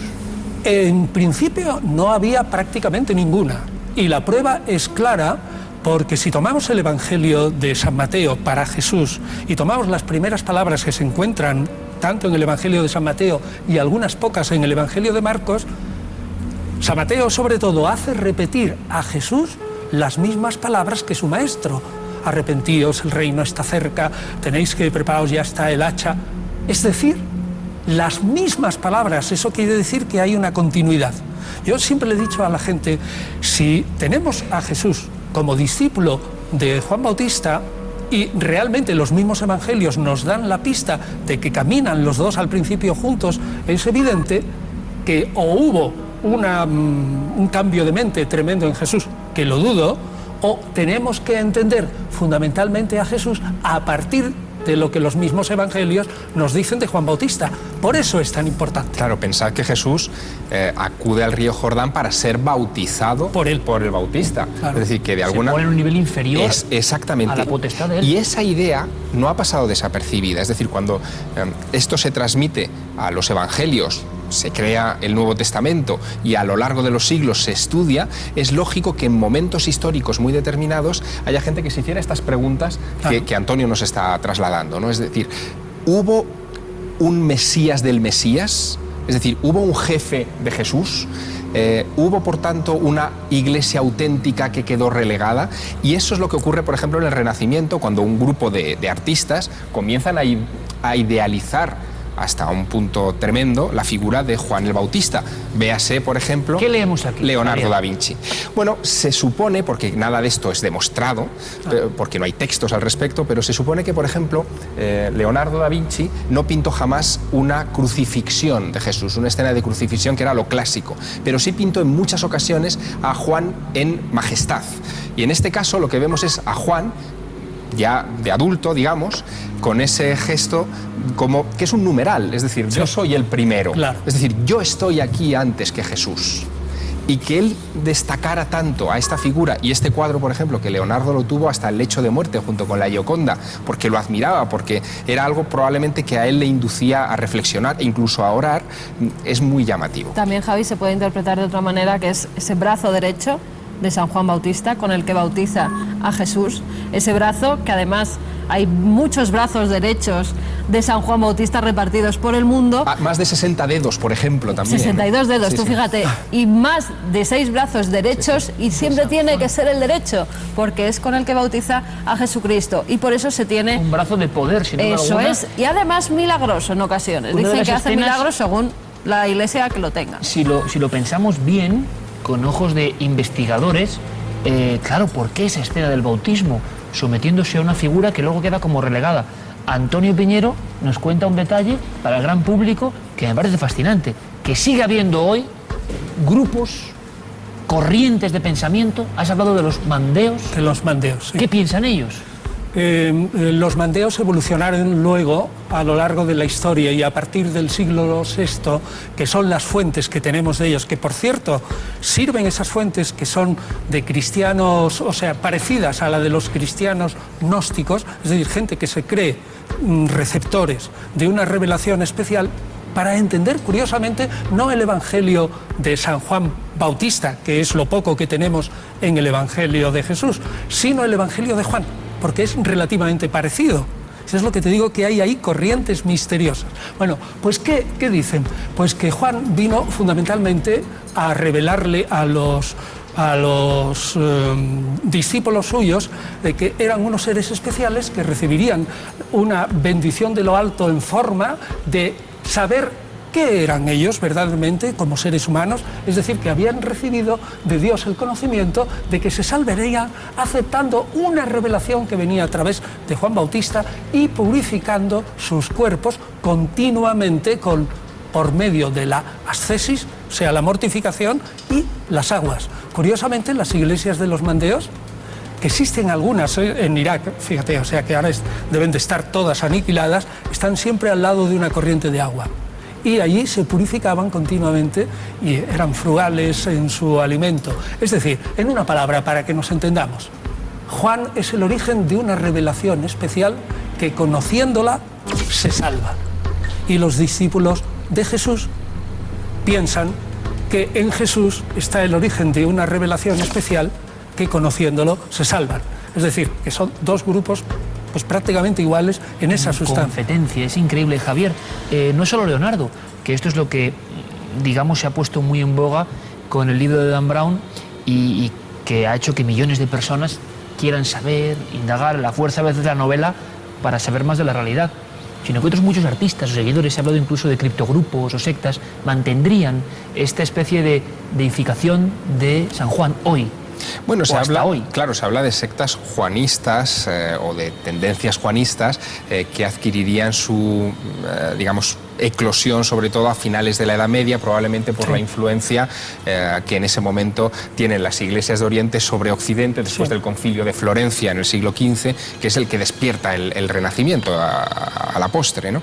Claro, yo creo que todo esto hay que ponerlo en su contexto, y es que hay mucha gente ya a finales de la Edad Media que está deseando que el poder temporal de la Iglesia caiga, y buscan elementos politizables, y qué mejor elemento que poder señalar a Roma y decir, no, es que el Papa y todos sus seguidores que se basan en las doctrinas de Jesús no están siguiendo al verdadero Mesías, pero se sofocaron muy pronto. Ahí tienen poco recorrido, sabemos muy poco de ellas y hoy, por desgracia, apenas han quedado como una nota a pie de página en las enciclopedias. Vamos a hacer una cosa, reliquias, huesos, porque ahora con Miguel Botella me gustaría ir un poco más allá en torno a qué se ha encontrado en esa arqueta, ¿de acuerdo?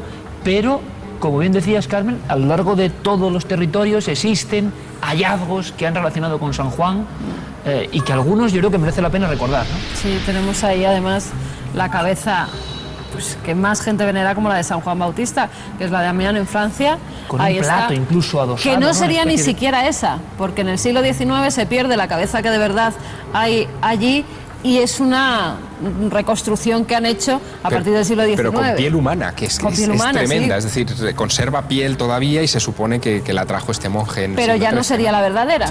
Ya la del siglo XIX, la que estaba allí hasta el siglo XIX, se pierde. Ya no hay. San Silvestro in Capite, en Roma, tiene otra de las cabezas que dicen que puede ser la del santo. Pero no solo eso, en Múnich... Ahí hemos estado. Okay. En Múnich hay una cabeza que además está como recubierta de perlas, de telas de gran riqueza, que también es muy venerada. Está en el Residenze, se llama así. Es un castillo que pertenecía a los últimos reyes católicos de Baviera, y allí se tiene muchísima veneración a esta cabeza, de la cual también se dice que hace milagros. Pero si nos vamos a Turquía, en Topkapi tenemos lo que sería la parte de arriba, el cráneo, toda esta parte. Además está puesta como en una especie de relicario también. Como ha aparecido en Bulgaria ahora, la parte un poco... Exactamente. Sería el de Bulgaria es un trocito más pequeño. Esta es toda la parte de arriba de la cabeza y uno de los brazos derechos, que se puede ver perfectamente. Otro de los brazos derechos en la Catedral de Siena. Ahí nos encontramos de nuevo otro brazo derecho, pero hay más. Hay pelos, hay dientes, hay mandíbulas, varias mandíbulas repartidas por el mundo. En San Lorenzo de Viterbo, una de ellas. Luego también está el plato en el que se llevó la cabeza de San Juan Bautista, que ese nos lo encontramos en la iglesia de San Lorenzo, en Génova. Sin el cráneo, sin la cabeza. El plato sin el cráneo, pero con las cenizas. Hay una especie de cabeza recreada que dentro contendría las cenizas. Como vemos, hay muchos San Juanes Bautistas repartidos por todo el mundo, algunos muy curiosos. Y no sabemos absolutamente nada de qué reliquia puede tener que ver realmente con San Juan, si es que quedaron restos de él. No, yo no lo creo. Yo creo que está bastante bien fechado cuando empiezan las reliquias en el mundo cristiano, que es un poquitito antes de Santa Elena, un poquito antes. Y las primeras reliquias se producen en Jerusalén. Y fue exactamente, yo creo que lo has dicho tú, Carmen, o tú, o lo hemos dicho todos, que fue un motivo de propaganda turística. Es decir, el ayer obispo, y hoy. Sí, el obispo de Jerusalén tenía mucho menos ingresos que otros obispos de la cristiandad, tanto de Oriente como Occidente, y yo creo que se le ocurrió el decir que se había encontrado pues algunos en la sepultura de Jesús y sobre todo algunos clavos, en concreto 3. Y a partir de ahí, que fue antes, antes de que llegara Santa Elena. Posteriormente, como Santa Elena era la madre del emperador Constantino, se le atribuyó a Santa Elena el descubrimiento de esos clavos, porque ella ciertamente dio dinero para que se siguiera excavando allí y se construyera. Así que, para mí, volviendo al tema nuestro, si las primeras reliquias son de Jesús y no de San Juan, estamos ya en el siglo IV, desde la muerte de San Juan, pongamos pues un año y medio antes de la muerte de Jesús, que pensamos que es aproximadamente el 6 de abril del año 30, imaginaos que pasan desde la muerte del personaje hasta que se encuentran las primeras reliquias aproximadamente 400 años. Demasiado tiempo, quizá. Bueno, quizá alguna de ellas tenga también parte del misterio, el último caso en Bulgaria y, como siempre, la polémica. Trozos de la historia, periodistas, foco mediático y muchas veces, ¿verdad, compañeros?, luego el olvido posterior que también ha envuelto a otras figuras o otras piezas que aquí han sido protagonistas. La tumba de Talpiot, la tumba de incluso la familia de Jesús, según estas personalidades a veces curiosas de algunos países, anuncios grandilocuentes y luego silencio. Lo que hemos pretendido es conocer un poco más del personaje, del origen de todo esto. San Juan, Javier, muchísimos artistas, y eso sí que yo creo que es precioso verlo, han dedicado algunas de sus mejores obras a ese momento clave donde residen tantos secretos y tantos misterios. El bautismo de Jesús. Como obra paradigmática, yo creo que debería ser La Virgen de las Rocas de Leonardo da Vinci, donde aparecen los dos niños que son primos, se conocen, en una cueva supuestamente camino de Egipto, o sea, durante la huida a Egipto de la Sagrada Familia, un hecho que no está narrado en las Sagradas Escrituras. Y sin embargo ahí, en esos dos niños, el niño superior, el que ejerce, digamos, la atracción visual y que es señalado por el ángel, ese niño, el que domina la escena, no es el hijo de María, no es Jesús de Nazaret, sino que es Juan el Bautista. El enorme misterio de una figura que recordamos, San Juan Bautista. Antonio Piñero, Javier Sierra, como siempre, muchísimas gracias por la lección. Gracias de verdad. Ha sido un placer. Vamos a ir ahora a lo práctico. Zona de morgue y recibimos Miguel Botella, bienvenido. Buenas noches. Pasa por aquí una autoridad, no hace falta ninguna presentación. Director, Laboratorio de Antropología, Universidad de Granada, y uno de los grandes especialistas que estudia la antigüedad y tiene a bien, entre viaje y viaje por diferentes lugares del mundo, estar aquí con nosotros, y se lo agradecemos siempre, Miguel. Bueno, hay muchas reliquias de San Juan, ¿no?, a lo largo de todo el mundo. Muchísimas, ciertamente es uno de los santos que más reliquias tienen. Y muchas, además, reliquias que podemos catalogar, desde el punto de vista meramente científico, como hasta un poco macabras por su aspecto, ¿verdad? Bueno, se citan como verdaderas, pero muchísimas, más de 15 que yo conozca, y habrá muchas más, desde luego, en las que todas se caracterizan por ser un poco truculentas, ¿no? Siempre llaman mucho la atención. Miguel, tenemos ahí una arqueta. Parece ser que en Bulgaria han encontrado, dicen ellos, los restos definitivos de San Juan, del enigmático y fascinante San Juan, y quizá tú puedas mostrarnos los objetos, las piezas, con otra visión. ¿Qué encontramos dentro de esa arqueta? Bueno, dentro de esta arqueta lo que hay es un fragmento de cráneo pequeño, un fragmento de peroné, 5 falanges humanas todas y un fragmento de cuerpo de vértebra. Todo ello podría pertenecer a la misma persona. Pues sí, es posible que sea de la misma persona. Ahora, ¿de quién? Ya no lo sabemos. Hay una gran pregunta que estoy seguro que los espectadores también se están haciendo. Hablamos de una franja muy concreta de la historia, Miguel. Los huesos, el DNI de los huesos, de alguna forma, que vosotros identificáis, ¿tiene alguna característica concreta en ese año 30, por ejemplo, o 31 o 32 de nuestra era? En cuanto a morfología, no. Se parecen igual que los de ahora, igual que los de antes, de esa época. En realidad no hay absolutamente ninguna diferencia y es imposible diferenciar. ¿Y el color, la degradación? La conservación dependerá, pues, de la humedad, dependerá del medio en el que haya estado y dependerá, pues, posiblemente también de los años. Pero de esa época en la que estamos hablando, del año 30, 33 o por ahí, en realidad no hay diferencia en absoluto con respecto a lo actual. Por lo tanto, podemos hacer una siguiente unión con el mito, leyenda o realidad de la muerte de San Juan, muerte por decapitación, que ha sido una de las muertes absolutamente lógicas, con elementos rituales también, a lo largo de toda la historia. ¿Desde qué época, Miguel, encontramos o habéis encontrado vosotros cráneos decapitados?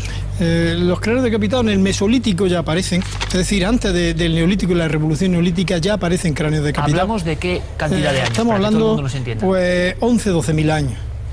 Aparecen ya cráneos decapitados. Antes de eso incluso aparecen cráneos transformados en copa, que han tenido que ser decapitados previamente. ¿Cráneos copa? Sí, como elementos rituales en el Paleolítico francés, básicamente. O también aparecen rodajas de cráneo utilizadas como amuletos. Pero, hablando de la pura ciencia, Miguel, yo me pregunto, quizá muchos espectadores también, cuando encontréis una tumba, cuando encontréis un yacimiento, ¿cómo diferencia el investigador, podría ser el caso del mismo cuerpo de San Juan Bautista, entre un cráneo que aparece separado del cuerpo, que muchas veces ocurre, ¿no?, que aparecen cráneos, y uno que ha sido exactamente decapitado? ¿Dónde están los traumatismos?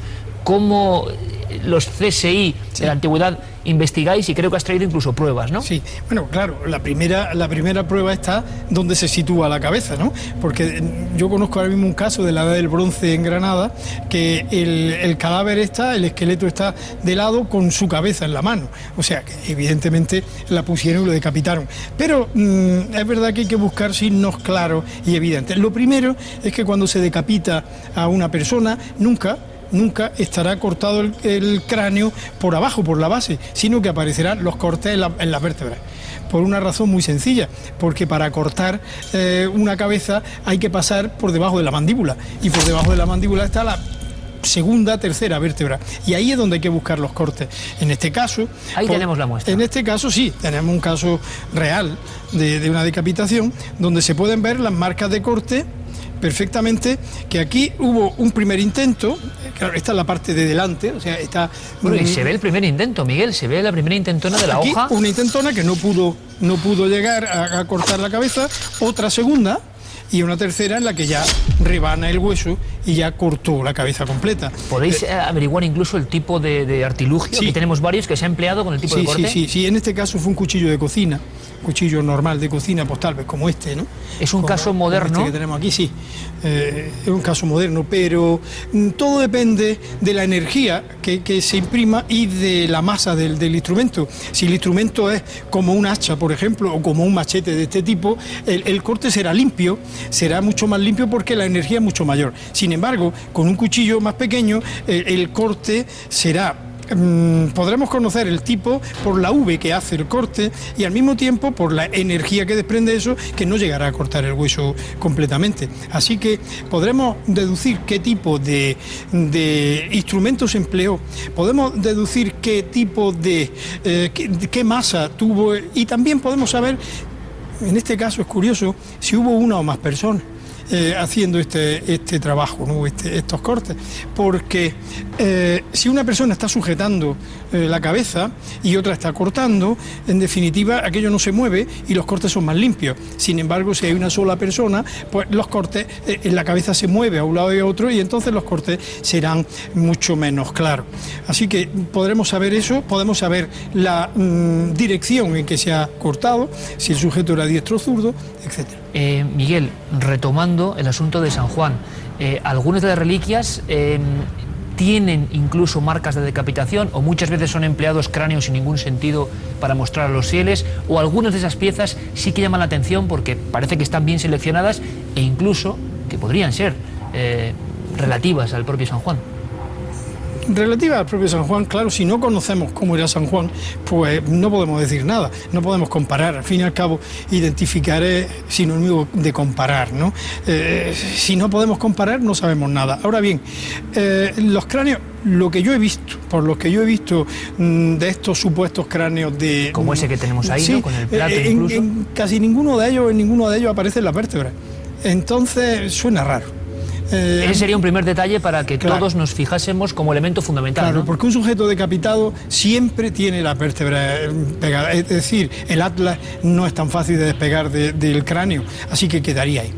Bueno, pues son dos datos importantes a añadir a todo ese enigma de San Juan, que es un personaje que ha motivado pues muchísimas cuestiones, sobre todo a raíz de éxitos literarios muy recientes que lo han colocado como un personaje con más misterio del que ya creíamos que tenía. Así que, Miguel, de verdad, muchísimas gracias por mostrarnos cosas tan clave, tan sencillo, pero que ahora ese conocimiento hace que veamos las reliquias quizá con otros ojos. Esa es nuestra motivación y, como siempre, que ustedes opinen lo que les venga en gana. Aquí las muestras. No podemos, evidentemente, Miguel, saber con ese poquísimo material si hay una relación con San Juan, aunque en Bulgaria lo creen. Ni aunque tuviésemos el cráneo completo, ni el esqueleto completo, si no sabemos cómo era San Juan, no podemos saber si estos huesos son uno. O sea que el enigma de San Juan prosigue. Miguel, como siempre, un auténtico placer. Placer para mí también. Cambiamos de rumbo radicalmente y quiero que vean unas viejas viñetas de un cómic que se editó en España y que cuenta una historia maravillosa, muy propia para esta noche tan especial. Véanlo.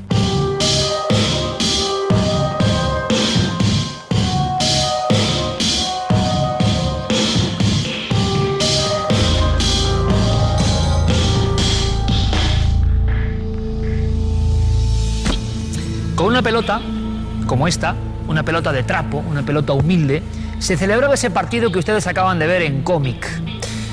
El mítico cómic de la revista 10 Minutos que repasaba algunos de los casos más insólitos ocurridos en España. Y con una bola como esta, con la que tantos partidos se habían disputado en el secarral cercano a Granja de Torrehermosa, estaban los niños jugando.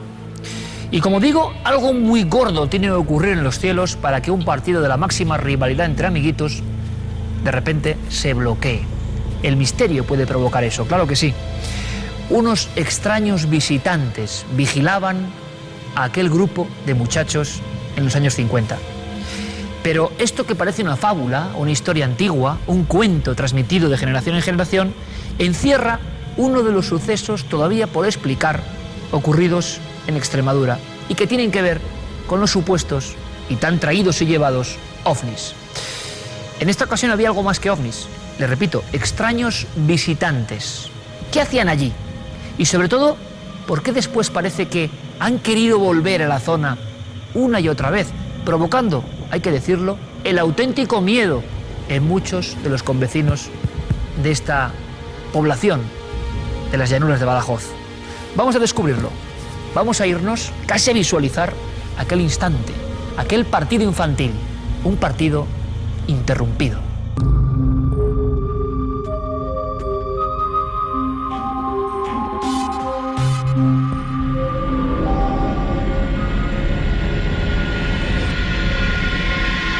En el año 56, no sé si era un platillo volante o lo que fuera, estaban los niños aquí jugando, eran, no sé si eran las 2 o las 3 del día, y los niños, pues claro, era una cosa aquella, pues se asustaron. Algo verían cuando comentaron, pero inventar, si no había imaginación para inventar, para soñar con una cosa de esas.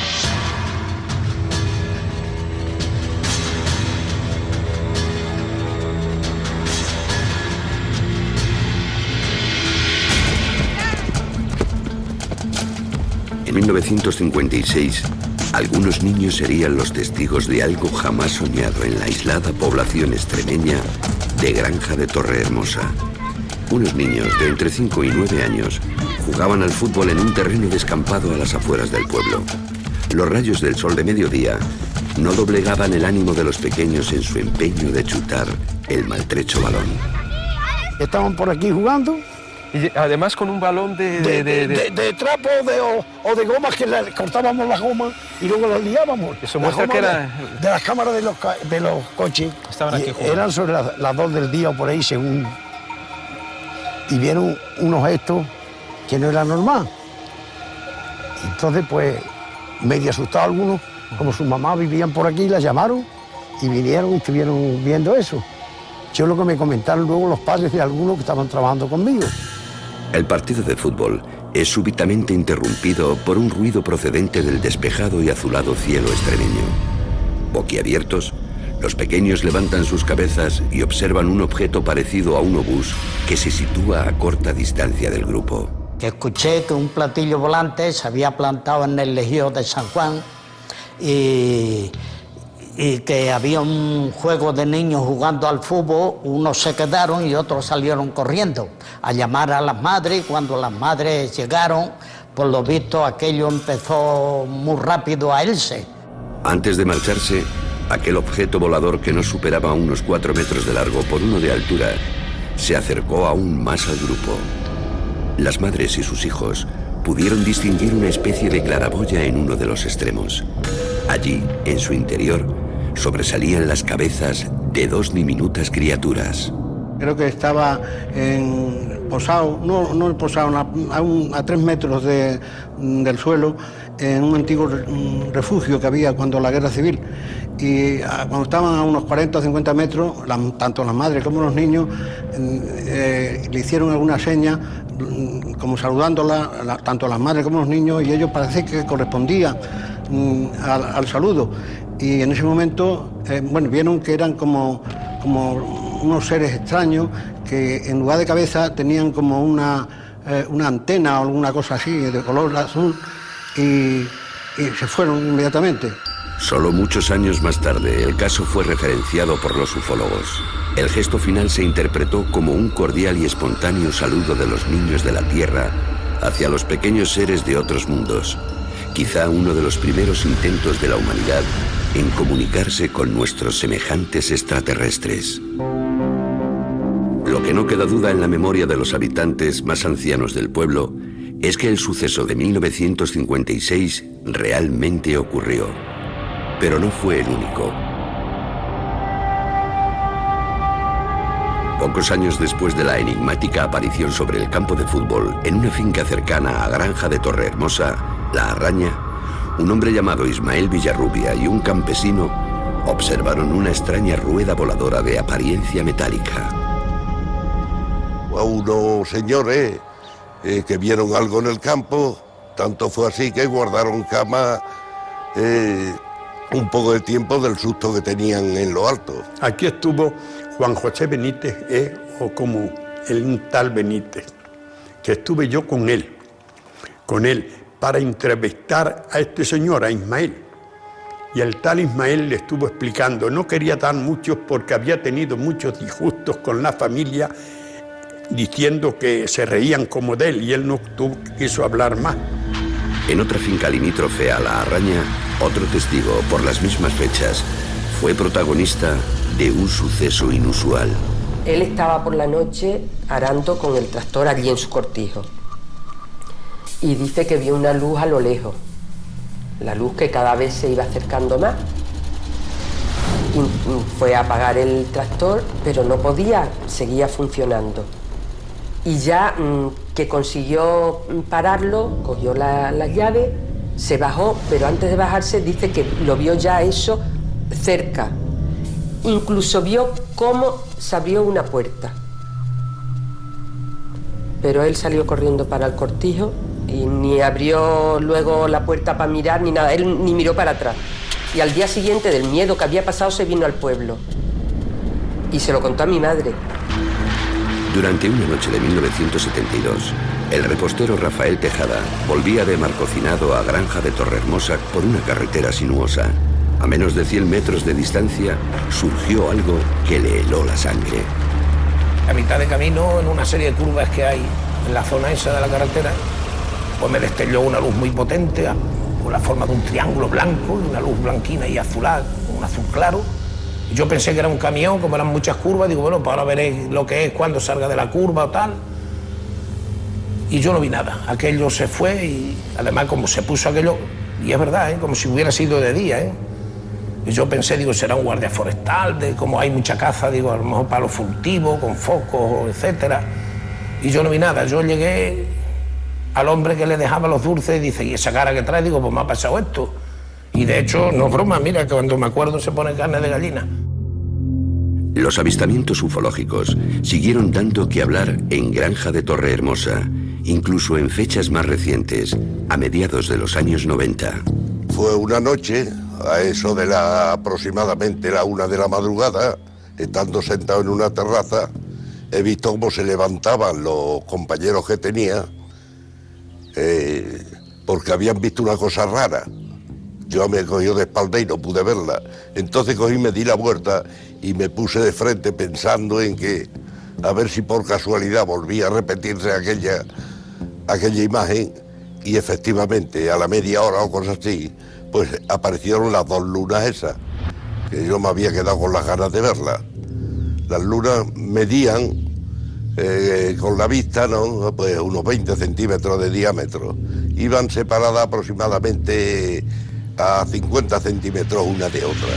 Hace tan solo 7 años, María José García, su marido y un taxista transitaban por la carretera de Zalamea a Azuaga de regreso a Granja de Torrehermosa. Eran las 10 de la noche cuando... De pronto yo oí que el taxista empezó, ¿qué pasa? ¿Qué pasa? ¿Qué es eso? Así, dando voces. Y en ese momento vi cruzar algo, una luz muy fuerte, delante del coche, pero no puedo decir ni el tamaño ni nada. Salió de la parte izquierda para la derecha. Aquella misteriosa luz desapareció ante la mirada de los estupefactos testigos. Sin embargo, otros objetos no identificados tenían formas más detalladas, como en el caso de un panadero de Torrehermosa. Y yendo en su bicicleta al lado del cementerio, en el mismo camino, ha visto un objeto ovoidal con un potente foco alumbrando la tapia del cementerio, con 3 luces de color violeta que alumbraban hacia el suelo, totalmente rectilíneas, y una especie de cúpula de la cual emanaba luz roja. Y este hombre, claro, al ver semejante objeto, ha salido corriendo en dirección a la aldea, y cuando ha llegado a Cuenca, ha llamado a su jefe, le ha relatado lo que le ha sucedido, se han montado en el coche y han vuelto otra vez aquí a Granja de Torrehermosa. cuando el coche ha enfocado con su faro el objeto inmediatamente ha apagado la luz que estaba alumbrando el cementerio y en un segundo lo han perdido de vista en dirección al cielo. Hoy en día, nadie duda que Granja de Torrehermosa es una zona caliente del fenómeno ovni, pero todos se preguntan el porqué de aquellas fugaces visitas justo en aquella zona de Extremadura, donde el cielo es tan azul y profundo como la inmensidad del universo. Una historia inolvidable, la de los extraños visitantes de la Granja de Torrehermosa, un lugar marcado para siempre por ese recuerdo. Casi un encuentro cara a cara con lo imposible, con lo insólito, con lo desconcertante. Y a veces todos esos términos se concentran en las imágenes que envían nuestros amigos, o sea, ustedes. Y a veces la propia naturaleza nos muestra su cara más fascinante y más desconocida, como en este caso. En este caso nos enviaba la fotografía Beatriz Rodríguez Barjola, es de Madrid, pero hace 2 años estaba pasando unos días en Gran Canaria. Este es el pico de Bandama. Como vemos, iba en un automóvil, por eso la foto está un poco movida, pero se dio cuenta de que había un rostro extraño en ese pico. Barbado.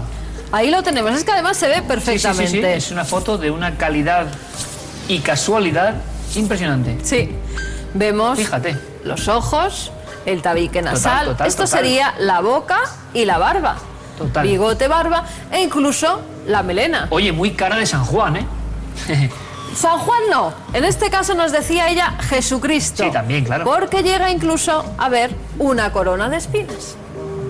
Que si nos fijamos bien y ponemos un poco de imaginación, esto sería la corona de espinas. Pero desde luego es una de esas que mira, hipnotizan. Ahí la tenemos. Esta sería, ¿ves?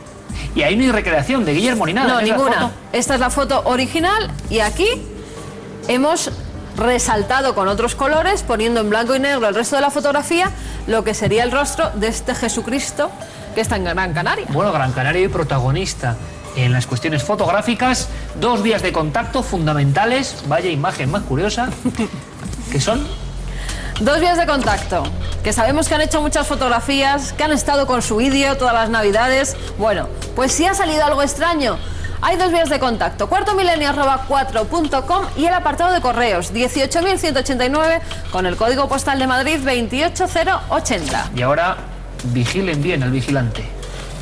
¿Y por qué dices eso? Pues porque hay un extraño ojo que sale en esta fotografía que nos enviaba Noelia Olmeda. En York, en las inmediaciones del estadio Manchester City, nos decía. Bueno, estamos viendo que hay unos árboles y de repente una especie de ojo. Yo al principio creía que de búho. Iris, de pupila, o sea, es que se ve perfectamente. Yo creía que era un búho, ¿verdad? Es porque verdad.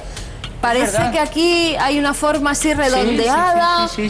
Bueno, pues... Y además el típico ojo de ave rapaz, ¿no? Ahí está. Pero Guillermo, como siempre, ha empezado a investigar capa tras capa de la fotografía. Yo veo esto y digo, esto es un ojo y no hay la menor duda, o sea, es que no puede ser. Pero un ojo que no es tal ojo, sería muy redondo, ¿verdad? Nosotros los ojos los tenemos un poco rasgados. Ojo de animal podía ser, pero en este caso no es ni siquiera eso.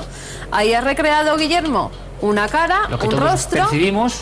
Pero lo que nos dice es que esto es el objetivo de una cámara fotográfica. Si nos damos cuenta, este es el objetivo y hay algo metálico alrededor, plateado. Es que es increíble el efecto que se produce cuando don Guillermo soluciona la imagen. Yo me quedo así y digo, caramba, es verdad, es una cámara fotográfica. Y ahora mi cerebro, que no mi ojo, sino mi cerebro, interpreta cámara fotográfica y ya lo estamos viendo. ¿Eso es? Lo que parece que no acabamos de ver muy bien es las normas precisas y estrictas de la madre naturaleza. Y seguimos viviendo y seguimos viajando, hay que decirlo muchas veces, como si todos fuesen decorados para nuestro disfrute. Han pasado cosas que merecen la pena que sean comentadas. Recordarán aquellos acontecimientos terribles de ataques de tiburones ocurridos en una playa egipcia, Sharm el Sheikh, con algunas víctimas mortales, amputaciones, en fin, algo horrendo, hay que decirlo. Daba la sensación de que la película Tiburón se estaba haciendo realidad. Ya había habido otros ataques en ese mismo lugar. Y es sorprendente evidentemente la culpa la tienen los tiburones en este caso, que han llegado a un terreno demasiado próximo a la costa y que han atacado sin piedad, porque evidentemente esa es su naturaleza, su fiereza. Pero también he de decir que me sorprende, pero de forma mayúscula, el comportamiento que muchas personas, no sé si llamarlas viajeros, turistas, aficionados, se comportan o tienen de comportarse en el agua. Es curioso porque incluso en zonas que parece que están delimitadas porque puede haber ataques de escualos, pues nadan con tranquilidad, nadan con colchonetas. Yo eso lo he visto allí en esa playa. Y les confesaré que estando hace ya más de 12 años, bañándome en esas mismas aguas, tuve una sensación rarísima. No soy ningún experto buceador, ni mucho menos, pero sí me he sumergido en algunos lugares y algunos, el fondo marino también tiene esa cualidad, transmitían auténtica paz. Quizá la luz tenga mucho que ver, ¿verdad? Pero armonía, tranquilidad, no peligro. Pero aquella playa concreta donde han ocurrido los ataques mortales de Sharm el Sheikh, aquella playa, yo recuerdo que me hizo sobrecogerme realmente. Toda ella era oscura, no mucha profundidad, y recuerdo perfectamente que había hasta unas escalinatas donde uno se incorporaba a una especie de pequeño puerto. Yo estuve a punto de tocarme directamente con un pez escorpión que estaba ahí guarecido justo en el minúsculo espacio entre la pared y esa especie de pequeña escaletilla de piscina. Había morenas gigantescas, había unos erizos como yo nunca he visto, con unas púas pero de 70 u 80 centímetros. Había mantas con motas moradas cuya picadura es casi mortal. O sea, había un compendio de cosas increíble. Y yo me fijé en una mínima cuestión, y es que la gente, sin tener ningún tipo de preparación, iba contentísimo a ver los tiburones, como si todo eso fuese atrezo que se ha preparado para nosotros. Esa visión del mundo, del turista que llega a cualquier lugar y todo no vale nada, o no pasa nada, o no es importante, y en ocasiones se puede tocar, bien sean ruinas, bien sean esculturas, bien sean animales, ha ido provocando unas curiosas casi patologías. Se han incrementado en un 75% las muertes en zoológicos, parques naturales, por, hay que decirlo, actitudes excesivamente arriesgadas de las personas. No es mito. La madre que sale con el niño, como ocurrió hace no mucho en Nueva Zelanda, a enseñar al mono babuino, y el mono babuino se come al niño, o le muerde o le ataca, porque no están acostumbrados a ese tipo de acciones. Es decir, vivimos en un mundo tan virtual, vivimos en un mundo tan absolutamente hecho a nuestra imagen y semejanza, que nos creemos que la naturaleza también nos pertenece. No hay mayor error, no hay mayor mentira. Los animales y los tiburones solo son un ejemplo de esto. También lo son los temporales, los huracanes, las tragedias cuando la tierra se abre, como les hemos contado. La naturaleza no es nuestra. Nosotros somos una mínima parte de ella. Hasta que no lo entendamos en nuestro comportamiento de dueños del mundo, estas cosas van a seguir pasando, por desgracia. Hasta dentro de 7 días, amigos.